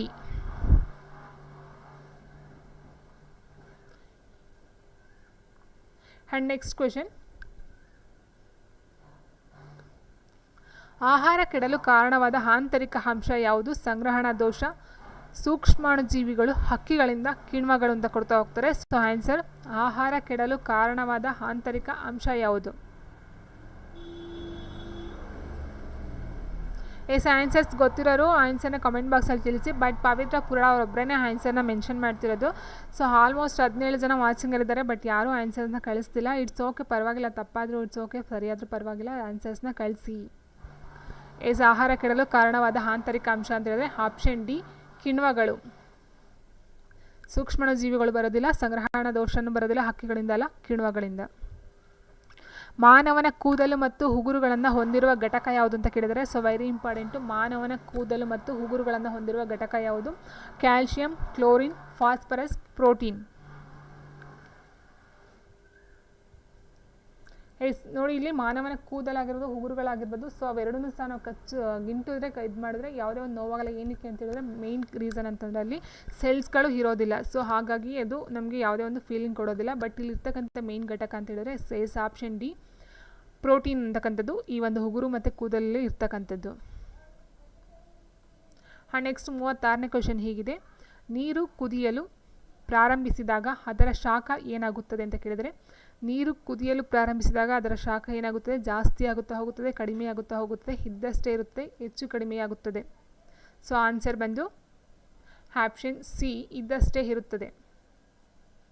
So ನೀವು ತಣ್ಣೀರನ್ನು ಇಟ್ಟಾಗ ಸ್ವಲ್ಪ ಬಿಸಿ ಆದಾಗೆ ಅದರ ಒಂದು ಶಾಖ ಜಾಸ್ತಿ ಆಗ್ತಾ ಹೋಗುತ್ತೆ. ಬಟ್ ಅದು ನೀರು ಕುದಿಯೋದಕ್ಕೆ ಆರಂಭ ಮಾಡಿದ ಮೇಲೆ ಅದರಲ್ಲಿ ಯಾವುದೋ ಒಂದು ವೇರಿಯೇಷನ್ ಆಗೋದಿಲ್ಲ. ಸೊ ಎಷ್ಟು ಬಿಸಿ ಇರುತ್ತೋ ಅಷ್ಟೇ ಅದು ಒಂದು ಶಾಖ ಇರ್ತಕ್ಕಂಥದ್ದು, ಆಪ್ಷನ್ ಸಿ.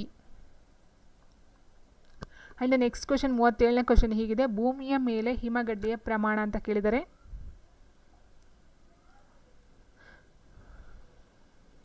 ಭೂಮಿಯ ಮೇಲೆ ಹಿಮಗಡ್ಡೆಯ ಪ್ರಮಾಣ ಎಷ್ಟಿದೆ? 2.15%, 2%, 0.62%, 0.017%. ಸೊ ಆನ್ಸರ್ ಬಂದು ಆಪ್ಷನ್ ಎ, 2.15%. ಸೊ ಇವೆಲ್ಲ ಆನ್ಸರ್ಸ್ ಗೊತ್ತಿಲ್ಲ ಅಂದವರು ನೋಟ್ ಮಾಡ್ಕೊಳ್ತಾ ಹೋಗಿ, ನೆಕ್ಸ್ಟ್ ಎಕ್ಸಾಮ್ಸ್ಗೆ ಯೂಸ್ ಆಗ್ತಾ ಹೋಗುತ್ತೆ. ಆ್ಯಂಡ್ ನೀರನ್ನು ಡ್ಯಾಶ್ ಎನ್ನುತ್ತೇವೆ? ದ್ರಾವಕ, ದ್ರಾವಣ, ಸಾರ್ವತ್ರಿಕ ದ್ರಾವಕ, ಸಾರ್ವತ್ರಿಕ ದ್ರಾವಣ ಅಂತ ಕೊಟ್ಟಿದ್ದಾರೆ. ಸೊ ನೀರನ್ನು ಏನಂತ ಕರಿತೀವಿ? ಸಾರ್ವತ್ರಿಕ ದ್ರಾವಕ ಅಂತ ಕರಿತಾ ಹೋಗ್ತೀವಿ. ಯಾಕಂತಂದರೆ ನೀರು ತನ್ನಲ್ಲಿ ಹಲವಾರು ಏನೇನು ಲವಣಗಳನ್ನು ಕರಗಿಸ್ಕೊಳ್ಳೋ ಒಂದು ಕೆಪಾಸಿಟಿ ನೀರಿಗಿದೆ. ಹಾಗಾಗಿ ನಾವು ನೀರನ್ನು ಸಾರ್ವತ್ರಿಕ ದ್ರಾವಕ ಅಂತ ಹೇಳ್ತಾ ಹೋಗ್ತೀವಿ. ಆಪ್ಷನ್ ಸಿ ಸರಿಯಾಗಿರ್ತಕ್ಕಂಥ ಒಂದು ಉತ್ತರ ಆಗ್ತಾ ಹೋಗುತ್ತೆ. ಆನ್ಸರ್ ಸರಿ ಇದೆ. ಆ್ಯಂಡ್ ನೆಕ್ಸ್ಟು ಸಮುದ್ರ ಮಟ್ಟದಲ್ಲಿ ನೀರಿನ ಕುದಿಯುವ ಬಿಂದು ಎಷ್ಟು ಅಂತ ಕೇಳಿದರೆ, so very important. 0 degree Celsius, 4 degree Celsius, 10 degree Celsius and 1 degree Celsius ಅಂತ ಕೊಡ್ತಾ ಹೋಗ್ತಾರೆ. ಸಾರಿ, ಇದು 0 ಡಿಗ್ರಿ ಸೆಲ್ಸಿಯಸ್. ಇದು 40 ಡಿಗ್ರಿ ಸೆಲ್ಸಿಯಸ್ಸು, ಇದು 100 ಡಿಗ್ರಿ ಸೆಲ್ಸಿಯಸ್, ಇದು 10 ಡಿಗ್ರಿ ಸೆಲ್ಸಿಯಸ್ಸು. ಸೊ ಆನ್ಸರ್ ಬಂದು ಆಪ್ಷನ್ ಸಿ. ಆ್ಯಂಡ್ ನೆಕ್ಸ್ಟು ಸಸ್ಯ ಮತ್ತು ಪ್ರಾಣಿಗಳ ದೇಹದಲ್ಲಿರುವ ನೀರಿನ ಪ್ರಮಾಣ. ಸಸ್ಯ ಮತ್ತು ಪ್ರಾಣಿಗಳ ದೇಹದಲ್ಲಿರುವ ನೀರಿನ ಪ್ರಮಾಣ ಎಷ್ಟು? 70%, 60%, 72% ಯಾವುದು ಅಲ್ಲ ಅಂತ ಕೊಟ್ಟಿದ್ದಾರೆ. ಸೊ ಲಾಸ್ಟ್ ಒಂದು ಇದರಲ್ಲಿ ನೋಡಿದ್ವಿ, ದೇಹದಲ್ಲಿ 60ರಿಂದ 70% ನೀರಿನ ಪ್ರಮಾಣ ಇರುತ್ತೆ ಅಂತ. ಸೊ ಇಲ್ಲಿ ಸ್ಪೆಸಿಫಿಕ್ ಆಗಿ ಕೊಟ್ಟಿದ್ದಾರೆ. ಸೊ ಸಸ್ಯ ಮತ್ತು ಪ್ರಾಣಿಗಳ ದೇಹದಲ್ಲಿರುವ ನೀರಿನ ಪ್ರಮಾಣ ಎಷ್ಟು ಅಂತ. ಸೊ ಆನ್ಸರ್ ಬಂದು option A 70%. And next question, ನೀರಿಲ್ಲದೆ ಬಹುದಿನಗಳವರೆಗೆ ಬದುಕಬಲ್ಲ ಪ್ರಾಣಿ ಯಾವುದು? ಆನೆ, ಒಂಟೆ, ಆಕಳು ಯಾವುದು ಅಲ್ಲ? ನೀರಿಲ್ಲದೆ ಬಹುದಿನಗಳವರೆಗೆ ಬದುಕಬಲ್ಲ ಪ್ರಾಣಿ. ಎಸ್, ಆನ್ಸರ್ ಆಪ್ಷನ್ ಬಿ ಒಂಟೆ ಸರಿಯಾಗಿರ್ತಕ್ಕಂಥ ಒಂದು ಉತ್ತರ. ಇದು ಮಾನವ ಇಂಧನವಾಗಿದೆ. ಫ್ರಕ್ಟೋಸ್, ಗ್ಲೂಕೋಸ್, ಲ್ಯಾಕ್ಟೋಸ್ ಯಾವುದು ಅಲ್ಲ? ಸೊ ಆನ್ಸರ್ ಬಂದು ಆಪ್ಷನ್ ಬಿ ಗ್ಲೂಕೋಸ್ ಅಂತಕ್ಕಂಥದ್ದು. ಸೊ ಇಲ್ಲಿ ನಾವು ನೋಡಿರಬಹುದು ಗ್ಲೂಕೋಸ್ ಅಂತಕ್ಕಂಥದ್ದು ಒಂದು ಮನುಷ್ಯನಿಗೆ ಸುಸ್ತಾಗಿದ್ದಾಗ ಅಥವಾ ಯಾವುದೇ ಒಂದು ಟೈಮ್ಗಳಲ್ಲಿ, ಸೊ ಆಡುವಂಥ ಟೈಮ್ ಆಗಿರ್ಬೋದು, ಸುಸ್ತಾಗಿರ್ತಕ್ಕಂಥ ಟೈಮ್ ಆಗಿರ್ಬೋದು, ಅಥವಾ ಪ್ರಜ್ಞೆ ತಪ್ಪಿರ್ತಕ್ಕಂಥ ಟೈಮ್ ಆಗಿರ್ಬೋದು, ಅವರಿಗೆ ಒಂದು ಗ್ಲೂಕೋಸನ್ನು ಕೊಡ್ತಾರೆ. ಸೊ ಏನಕ್ಕೆ ಅಂದರೆ ಆ ಗ್ಲೂಕೋಸಲ್ಲಿ ಅವ್ರಿಗೆ ಬೇಕಾದಂಥ ಒಂದು ಎನರ್ಜಿ ಫುಡ್ ಆಗಿರ್ಬೋದು ಅಥವಾ ಎನರ್ಜಿ ಕೊಡ್ತಕ್ಕಂಥ ಒಂದು ಕಂಟೆಂಟು ಸೊ ಗ್ಲೂಕೋಸಲ್ಲಿ ಇರೋದ್ರಿಂದ ಅದು ಮಾನವನ ಇಂಧನವಾಗಿದೆ ಅಂತ ನಾವು ಹೇಳ್ತಾ ಹೋಗಬಹುದು. ಆ್ಯಂಡ್ ನೆಕ್ಸ್ಟು ಇದು ನೀರಿನಲ್ಲಿ ಕರಗದ ವಸ್ತು ಅಂತ ಹೇಳಿದರೆ ಕೆಂಪು ರಂಜಕ, ಬಿಳಿ ರಂಜಕ, ಕಪ್ಪು ರಂಜಕ ಎಲ್ಲವೂ ಅಂತ ಕೊಡ್ತಾ ಹೋಗ್ತಾರೆ. ಸೊ ಆನ್ಸರ್ ಬಂದು ನೀರಿನಲ್ಲಿ ಕರಗದ ವಸ್ತು ಯಾವುದು? ಕೆಂಪು ರಂಜಕ, ಬಿಳಿ ರಂಜಕ, ಕಪ್ಪು ರಂಜಕ ಎಲ್ಲವೂ. ಸೊ ಇದು ಎಕ್ಸಾಮಲ್ಲಿ ಬಂದಿರತಕ್ಕಂಥ ಪ್ರಶ್ನೆ. ನೀರಿನಲ್ಲಿ ಕರಗದೇ ಇರತಕ್ಕಂಥ ವಸ್ತು ಬಂದು ಆಪ್ಷನ್ ಬಿ ಬಿಳಿ ರಂಜಕ. ನೋ, ಕೆಂಪು ರಂಜಕ, ಕಪ್ಪು ರಂಜಕ ಬರೋದಿಲ್ಲ, ಬಿಳಿ ರಂಜಕ. ಆ್ಯಂಡ್ ನೆಕ್ಸ್ಟ್ ಕ್ವೆಶನು, ಅತಿ ಹೆಚ್ಚಿನ ಪ್ರಮಾಣದಲ್ಲಿ ಕ್ಯಾಲರಿಯನ್ನು ಹೊಂದಿದ ಘಟಕ ಯಾವುದು ಅಂತ ಕೇಳಿದರೆ ಜೀವಸತ್ವ, ಕೊಬ್ಬು, ಕಾರ್ಬೋಹೈಡ್ರೇಟ್ಸ್, ಸಸಾರಜನಕ. ಸೊ ಕೊಬ್ಬು ಯಾಕಂತ ಹೇಳಿದರೆ ನಾವು ಆಲ್ರೆಡಿ ಲಾಸ್ಟ್ ಒಂದು ಇದರಲ್ಲಿ ನೋಡಿದ್ವಿ ಅಲ್ವಾ. ಸೊ ಕಾರ್ಬೋಹೈಡ್ರೇಟ್ಸಲ್ಲಿ 1.7 ಇರುತ್ತೆ. ಅದಕ್ಕಿಂತ ಹೆಚ್ಚು ಒಂದು ಕ್ಯಾಲರಿನ ಹೊಂದಿರತಕ್ಕಂಥದ್ದು ಕೊಬ್ಬು ಅಂತ ಹೇಳಿದ್ವಿ, 3 ಬಂತು. ಸೊ ಈ ಒಂದು ಕೊಬ್ಬಲ್ಲಿ ಅತಿ ಹೆಚ್ಚಿನ ಪ್ರಮಾಣದ ಕ್ಯಾಲರಿ ಇರ್ತಕ್ಕಂಥದ್ದು. ಸೊ ಹಾಗಾಗಿ option B. And next question, ಸಿಹಿ ನೀರನ್ನು ಶುದ್ಧೀಕರಿಸುವ ಸುಲಭ ವಿಧಾನ ಯಾವುದು ಅಂತ ಕೇಳಿದರೆ ಕ್ಲೋರಿನೇಷನ್, ಫ್ಲೋರಿನೇಷನ್, ಆಕ್ವರೇಷನ್, ಫಿಲ್ಟ್ರೇಷನ್. ಸಿಹಿ ನೀರನ್ನು ಶುದ್ಧೀಕರಿಸುವ ಸುಲಭ ವಿಧಾನ chlorination, fluorination, aeration, filtration. So answer ಬಂದು option A. Yes, option A chlorination. And next, ಗೋಧಿ ಇದು ಪೌಷ್ಟಿಕ ಪೋಷಕ, ಸೂಕ್ಷ್ಮ ಪೋಷಕ, ಸ್ಥೂಲ ಪೋಷಕ ಯಾವುದು ಅಲ್ಲ ಅಂತ ಕೊಟ್ಟಿದ್ದಾರೆ. ಸೊ ಆನ್ಸರ್ ಬಂದು ಗೋಧಿ ಅಂತಕ್ಕಂಥ ಒಂದು ಪೌಷ್ಟಿಕ ಆಹಾರವನ್ನು ಹೊಂದಿರತಕ್ಕಂಥದ್ದು ಪೌಷ್ಟಿಕ ಪೋಷಕ. Option A. Yes. And next question, ಕಾರ್ಬೋಹೈಡ್ರೇಟ್ಸ್ಗಳಲ್ಲಿ ಕಾರ್ಬನ್, ಹೈಡ್ರೋಜನ್ ಹಾಗೂ ಆಕ್ಸಿಜನ್ಗಳ ಅನುಪಾತ ಎಷ್ಟು ಅಂತ ಕೇಳಿದರೆ. ಸೊ ಲಾಸ್ಟ್ ಒಂದು ಕೇಳಿದರು ಹೈಡ್ರೋಜನ್ ಮತ್ತು ಆಕ್ಸಿಜನ್ಗಳ ಪ್ರಮಾಣ ಎಷ್ಟು ಅಂತ ಕೇಳಿದರು. ಇಲ್ಲಿ ಕಾರ್ಬನ್, ಹೈಡ್ರೋಜನ್ ಹಾಗೂ ಆಕ್ಸಿಜನ್ಗಳ ಪ್ರಮಾಣ ಎಷ್ಟು ಅಂತ ಕೇಳ್ತಾ ಹೋಗ್ತಾರೆ.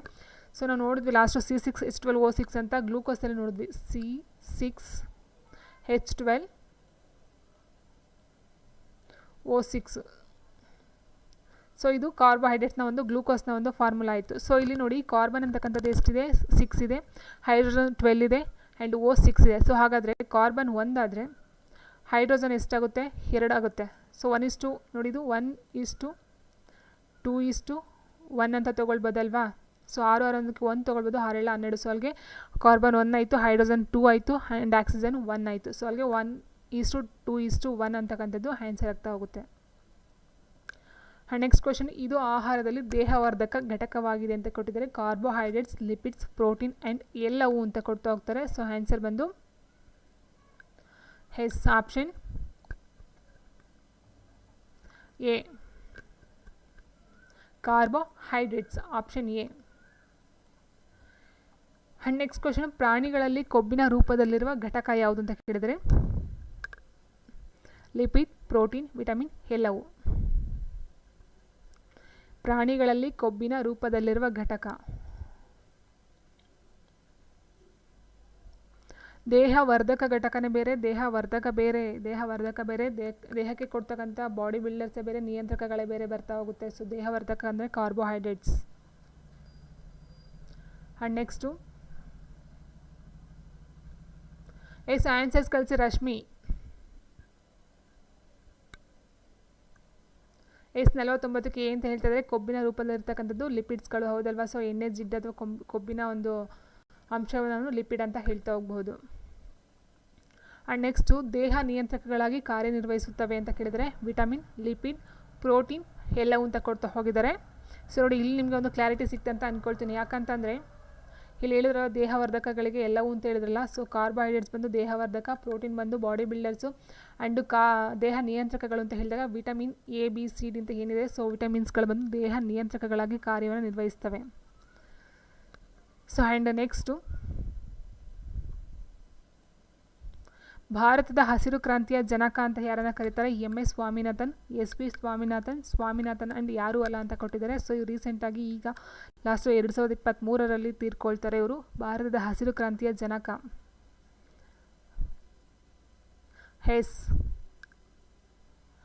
ಭಾರತದ ಹಸಿರು ಕ್ರಾಂತಿಯ ಜನಕ ಬಂದು answer MS Swaminathan, option A. And next question, ನೀರಿನಲ್ಲಿ ಹೈಡ್ರೋಜನ್ ಮತ್ತು ಆಕ್ಸಿಜನ್ಗಳ ನಡುವಿನ ಅನುಪಾತ ಎಷ್ಟು ಅಂತ ಕೇಳ್ತಾರೆ. ಸೊ ನೀರಿನ ಒಂದು ಹಣಸೂತ್ರ ನಮಗೆ ಗೊತ್ತಿದೆ, H2O.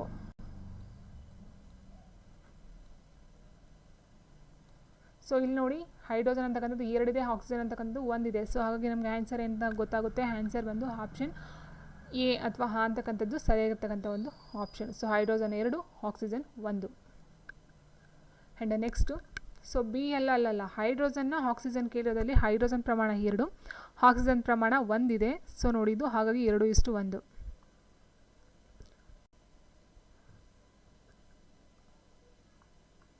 ಆ್ಯಂಡ್ ನೆಕ್ಸ್ಟ್ ಕ್ವಶನ್ ಹೀಗಿದೆ, ನೀರನ್ನು ಪ್ರಯೋಗಾಲಯದಲ್ಲಿ ತಯಾರಿಸಿದ ಮೊದಲ ವಿಜ್ಞಾನಿ ಯಾರು?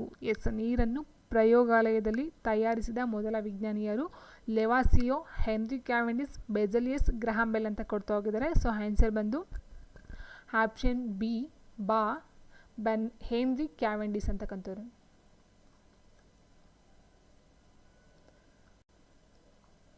ಓಕೆ. ಆ್ಯಂಡ್ ನೆಕ್ಸ್ಟ್, ಲಿಪಿಡ್ಗಳಲ್ಲಿ ಹೈಡ್ರೋಜನ್ ಹಾಗೂ ಆಕ್ಸಿಜನ್ಗಳ ಅನುಪಾತ ಎಷ್ಟು ಅಂತ ಕೇಳ್ತಾ ಹೋಗ್ತಾರೆ. 2:1, 3:1, 4:1, 5:4.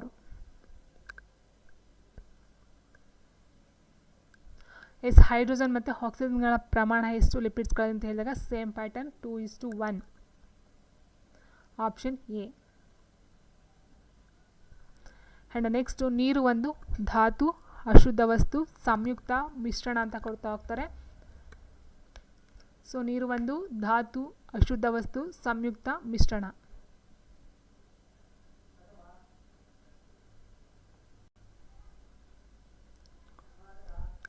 ಸೊ ನೀರು ಒಂದು ಸಂಯುಕ್ತ ವಸ್ತು, ಧಾತು ಅಲ್ಲ, ಆಪ್ಷನ್ C, ನೀರು ಒಂದು ಸಂಯುಕ್ತ ವಸ್ತು. ಆ್ಯಂಡ್ ನೆಕ್ಸ್ಟು, ಭೂಮಿಯ ಮೇಲೆ ನೀರಿನ ಹಂಚಿಕೆಯಲ್ಲಿ ಸಮುದ್ರ ಸಾಗರದ ಪ್ರಮಾಣ ಎಷ್ಟು ಅಂತ ಕೇಳಿದರೆ 70%,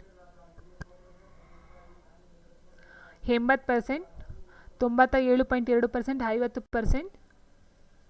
ಸೊ ಆನ್ಸರ್ ಬಂದು ಆಪ್ಷನ್ C. Option C, 97.2%. ಅಂದರೆ ಭೂಮಿಯ ಮೇಲೆ ನೀರಿನ ಹಂಚಿಕೆಯಲ್ಲಿ ಸಮುದ್ರ ಸಾಗರ ಪ್ರಮಾಣ ಅಂತ ಕೇಳೋದಿಲ್ಲ. ಏನಂತ ಹೇಳಿದರೆ ಭೂಮಿಯ ಭಾಗನ ಕೇಳಿಲ್ಲ, ಇಲ್ಲಿ ಭೂಮಿಯ ಭಾಗ ಕೇಳಿಲ್ಲ. ಸೊ ಭೂಮಿ ಮೇಲೆ ಇರ್ತಕ್ಕಂಥ ನೀರು ಹಿಂದೆ, ಸೊ ಅದರಲ್ಲಿ ಸಮುದ್ರ ಮಟ್ಟದ ನೀರಿನ ಪ್ರಮಾಣ ಎಷ್ಟು ಅಂತ ಕೇಳಿರೋದು. ಸೊ ಆನ್ಸರ್ ಬಂದು ಆಪ್ಷನ್ 97.2%. ಸೊ ಭೂಮಿ ನೀರಿನ ಪ್ರಮಾಣ ಅಲ್ಲ ಇಲ್ಲಿ ಕೇಳಿರೋದು. ಸೊ ಭೂಮಿ ಇದೆ, ಓಕೆ ನೋಡಿ, ಇದು ಏನಿದೆ ಅಂದರೆ ಇದು ಭೂಮಿ ಇದೆ ಅಲ್ವಾ. ಸೊ ಈ ಭೂಮಿಲಿ ಇದು 21% ಏನಿದೆ, ಸೊ ಅದನ್ನ ಅವ್ರು ತೊಗೊಂಡಿಲ್ಲ. ಇಲ್ಲಿ ಏನು 97% ಇದಿದೆ, ಸಾರಿ 70% ಇದೆ. ಸೊ ಈ 70%ಅಲ್ಲಿ ಸಮುದ್ರ ಸಾಗರದ ಮಟ್ಟದ ನೀರು ಎಷ್ಟು ಅಂತ ಕೇಳಿರೋದಲ್ಲಿ. ಕುಡಿಯುವ ನೀರು ಇದೆಯಲ್ಲ, ಸೊ ಅದು ಮತ್ತು ಸಮುದ್ರ ಸಾಗರ ಮಟ್ಟದ ನೀರು ಎಷ್ಟು ಅಂತ ಇಲ್ಲಿ ಲೆಕ್ಕ ತೊಗೊಂಡಿರೋದು. ಭೂಮಿ ಲೆಕ್ಕ ತೊಗೊಂಡಿಲ್ಲ, ಓನ್ಲಿ ನೀರಿನ ಲೆಕ್ಕ ಮಾತ್ರ ತೊಗೊಂಡಿರೋದು. ಸೊ ಕ್ಲಿಯರ್ ಅಂತ ಅಂದ್ಕೊಳ್ತೀನಿ. ಭೂಮಿ ಮೇಲೆ ಇರ್ತಕ್ಕಂಥ ನೆಲ ಆಗಿರ್ಬೋದು, ಲ್ಯಾಂಡ್, ಅದನ್ನು ಅವರು ಲೆಕ್ಕ ತೊಗೊಂಡಿಲ್ಲ. ಓನ್ಲಿ ಭೂಮಿ ಮೇಲೆ ಇರ್ತಕ್ಕಂಥ ನೀರಿನಿಂದ ಸಾಗರ ಮಟ್ಟ. ಸೊ ಆ ಸಾಗರ ಮಟ್ಟ ಅಥವಾ ಸಮುದ್ರದ ನೀರು ಜಾಸ್ತಿ ಎಷ್ಟು ಪಾಲಿದೆ, ಕುಡಿಯುವ ನೀರು, ನದಿ ನೀರು ಇದೇನಿದೆಯೋ, ಬಾವಿ ನೀರೇನಿದೆಯೋ ಅದು ಮತ್ತು ಸಮುದ್ರದ ನೀರನ್ನು ಲೆಕ್ಕ ತಗೊಂಡಿರೋದಿಲ್ಲಿ. ಓಕೆನಾ. ಆ್ಯಂಡ್ ನೆಕ್ಸ್ಟ್ ಕ್ವೆಶನ್ ಹೀಗಿದೆ, ನಮ್ಮ ದೇಹದಲ್ಲಿ ಶಕ್ತಿಯ ಪ್ರಧಾನ ಮೂಲ ಯಾವುದು ಅಂತ ಕೇಳಿದರೆ, ನಮ್ಮ ದೇಹದಲ್ಲಿ ಶಕ್ತಿಯ ಪ್ರಧಾನ ಮೂಲ ಗ್ಲೂಕೋಸ್, ಮಾಲ್ಟೋಸ್, ಪಿಸ್ಟ್, ಗ್ಲೈಕೋಸನ್. ಸೊ ಆನ್ಸರ್ ಬಂದು ಎಸ್, ಗ್ಲೂಕೋಸ್. ಆಲ್ರೆಡಿ ಬಂದಿದ್ದು ಕ್ವೆಶನ್ ಇದು. ಯಾವುದಕ್ಕೆ ಸ್ವಲ್ಪ ಕನ್ಫ್ಯೂಷನು, ಇದಕ್ಕಲ್ವಾ ಭೂಮಿಯ ಮೇಲೆ ನೀರಿನ ಹಂಚಿಕೆಯಲ್ಲಿ ಸಮುದ್ರ ಸಾಗರದ ಪ್ರಮಾಣ ಎಷ್ಟು ಅಂತ, ಅದಕ್ಕೆ ಕನ್ಫ್ಯೂಷನ್ನು. ಸೊ ಇಲ್ಲಿ ಏನು ಗೊತ್ತಾ, ಎಸ್ ಭೂಮಿ ಮೇಲೆ ನಿಮಗೆ ಗೊತ್ತಿದೆ 21% ಭೂಮಿ, ಎಷ್ಟಿನ 79% ನೀರು ಅಂತ ಹೇಳಿದಿರಲ್ವಾ. ಸೊ ಆ ಒಂದು 79% ಏನಿದೋ ಈ 79%ಅಲ್ಲಿ 97.2% ಸಮುದ್ರದ ನೀರಿದೆ.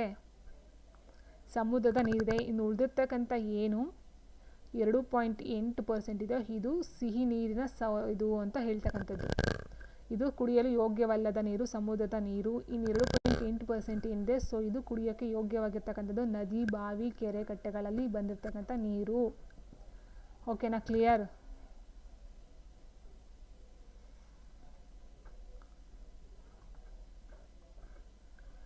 ಆ್ಯಂಡ್ ನೆಕ್ಸ್ಟ್ ಕ್ವೆಶನ್ ನೋಡ್ತಾ ಹೋದಾಗ, ನಮ್ಮ ದೇಹದಲ್ಲಿ ಶಕ್ತಿಯ ಪ್ರಧಾನ ಮೂಲ ಅಂತ ಕೇಳಿದ್ರೆ, ಸೊ ಆಲ್ಮೋಸ್ಟ್ ಲಾಸ್ಟಲ್ಲೇ ಬಂದಿತ್ತು ಗ್ಲೂಕೋಸ್ ಅಂತ ನಾನು ಹೇಳಿದ್ವಲ್ವ, ದೇಹವರ್ಧಕ. ಸೊ ಇದು ಆನ್ಸರ್ ಬಂದು ಗ್ಲೂಕೋಸ್. ನೆಕ್ಸ್ಟು, ಒಂದು ಆಲಿಗೋಸ್ಯಾಕರೈಡ್ನಲ್ಲಿ ಇರುವ ಸರಳ ಸಕ್ಕರೆಗಳ ಅಣುಗಳ ಸಂಖ್ಯೆ ಎಷ್ಟು ಅಂತ ಕೇಳಿದರೆ, ಒಂದು ಆಲಿಗೋಸ್ಯಾಕರೈಡ್ನಲ್ಲಿ ಇರುವ ಸರಳ ಸಕ್ಕರೆಗಳ ಅಣುಗಳ ಸಂಖ್ಯೆ ಎಷ್ಟು? 3, 2ರಿಂದ 4, 10ಕ್ಕಿಂತ ಜಾಸ್ತಿ 2 ಅಂತ ಕೊಡ್ತಾ ಹೋಗ್ತಾರೆ.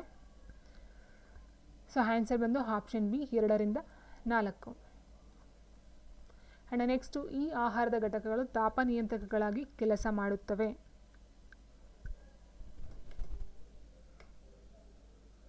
ಸೌಂಡ್ ಬರ್ತಿಲ್ವಾ ಅಥವಾ ಸೌಂಡ್ ಸ್ವಲ್ಪ ಕೇಳಿಸ್ತಿದ್ಯಾ?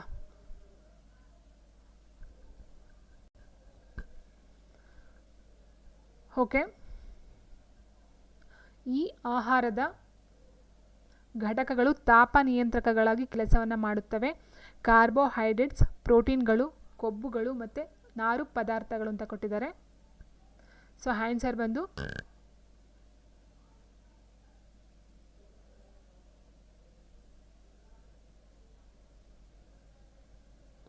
ಆಪ್ಷನ್ ಸಿ, 59ಕ್ಕೆ ಆಪ್ಷನ್ ಸಿ. ಸೊ ನಾವು ನೋಡಿದ್ವಿ, ಕೊಬ್ಬುಗಳು ಅಂತಕ್ಕಂಥದ್ದು ಮನುಷ್ಯನಿಗೆ ಹೆಚ್ಚು ಬಿಸಿಯನ್ನು ಉತ್ಪತ್ತಿ ಮಾಡುತ್ತೆ ಅಂತ ಹೇಳಿದ್ವಿ ಅಲ್ವಾ. ಸೊ ಬಿಸಿಯನ್ನು ಉತ್ಪತ್ತಿ ಮಾಡಿ ಬೆಚ್ಚಗಿಡಲು ಸಹಾಯವನ್ನು ಮಾಡುತ್ತೆ ಅಂತ ನಾನು ಹೇಳಿದ್ದೆ ಕೊಬ್ಬುಗಳು. ಸೊ ಹಾಗಾಗಿ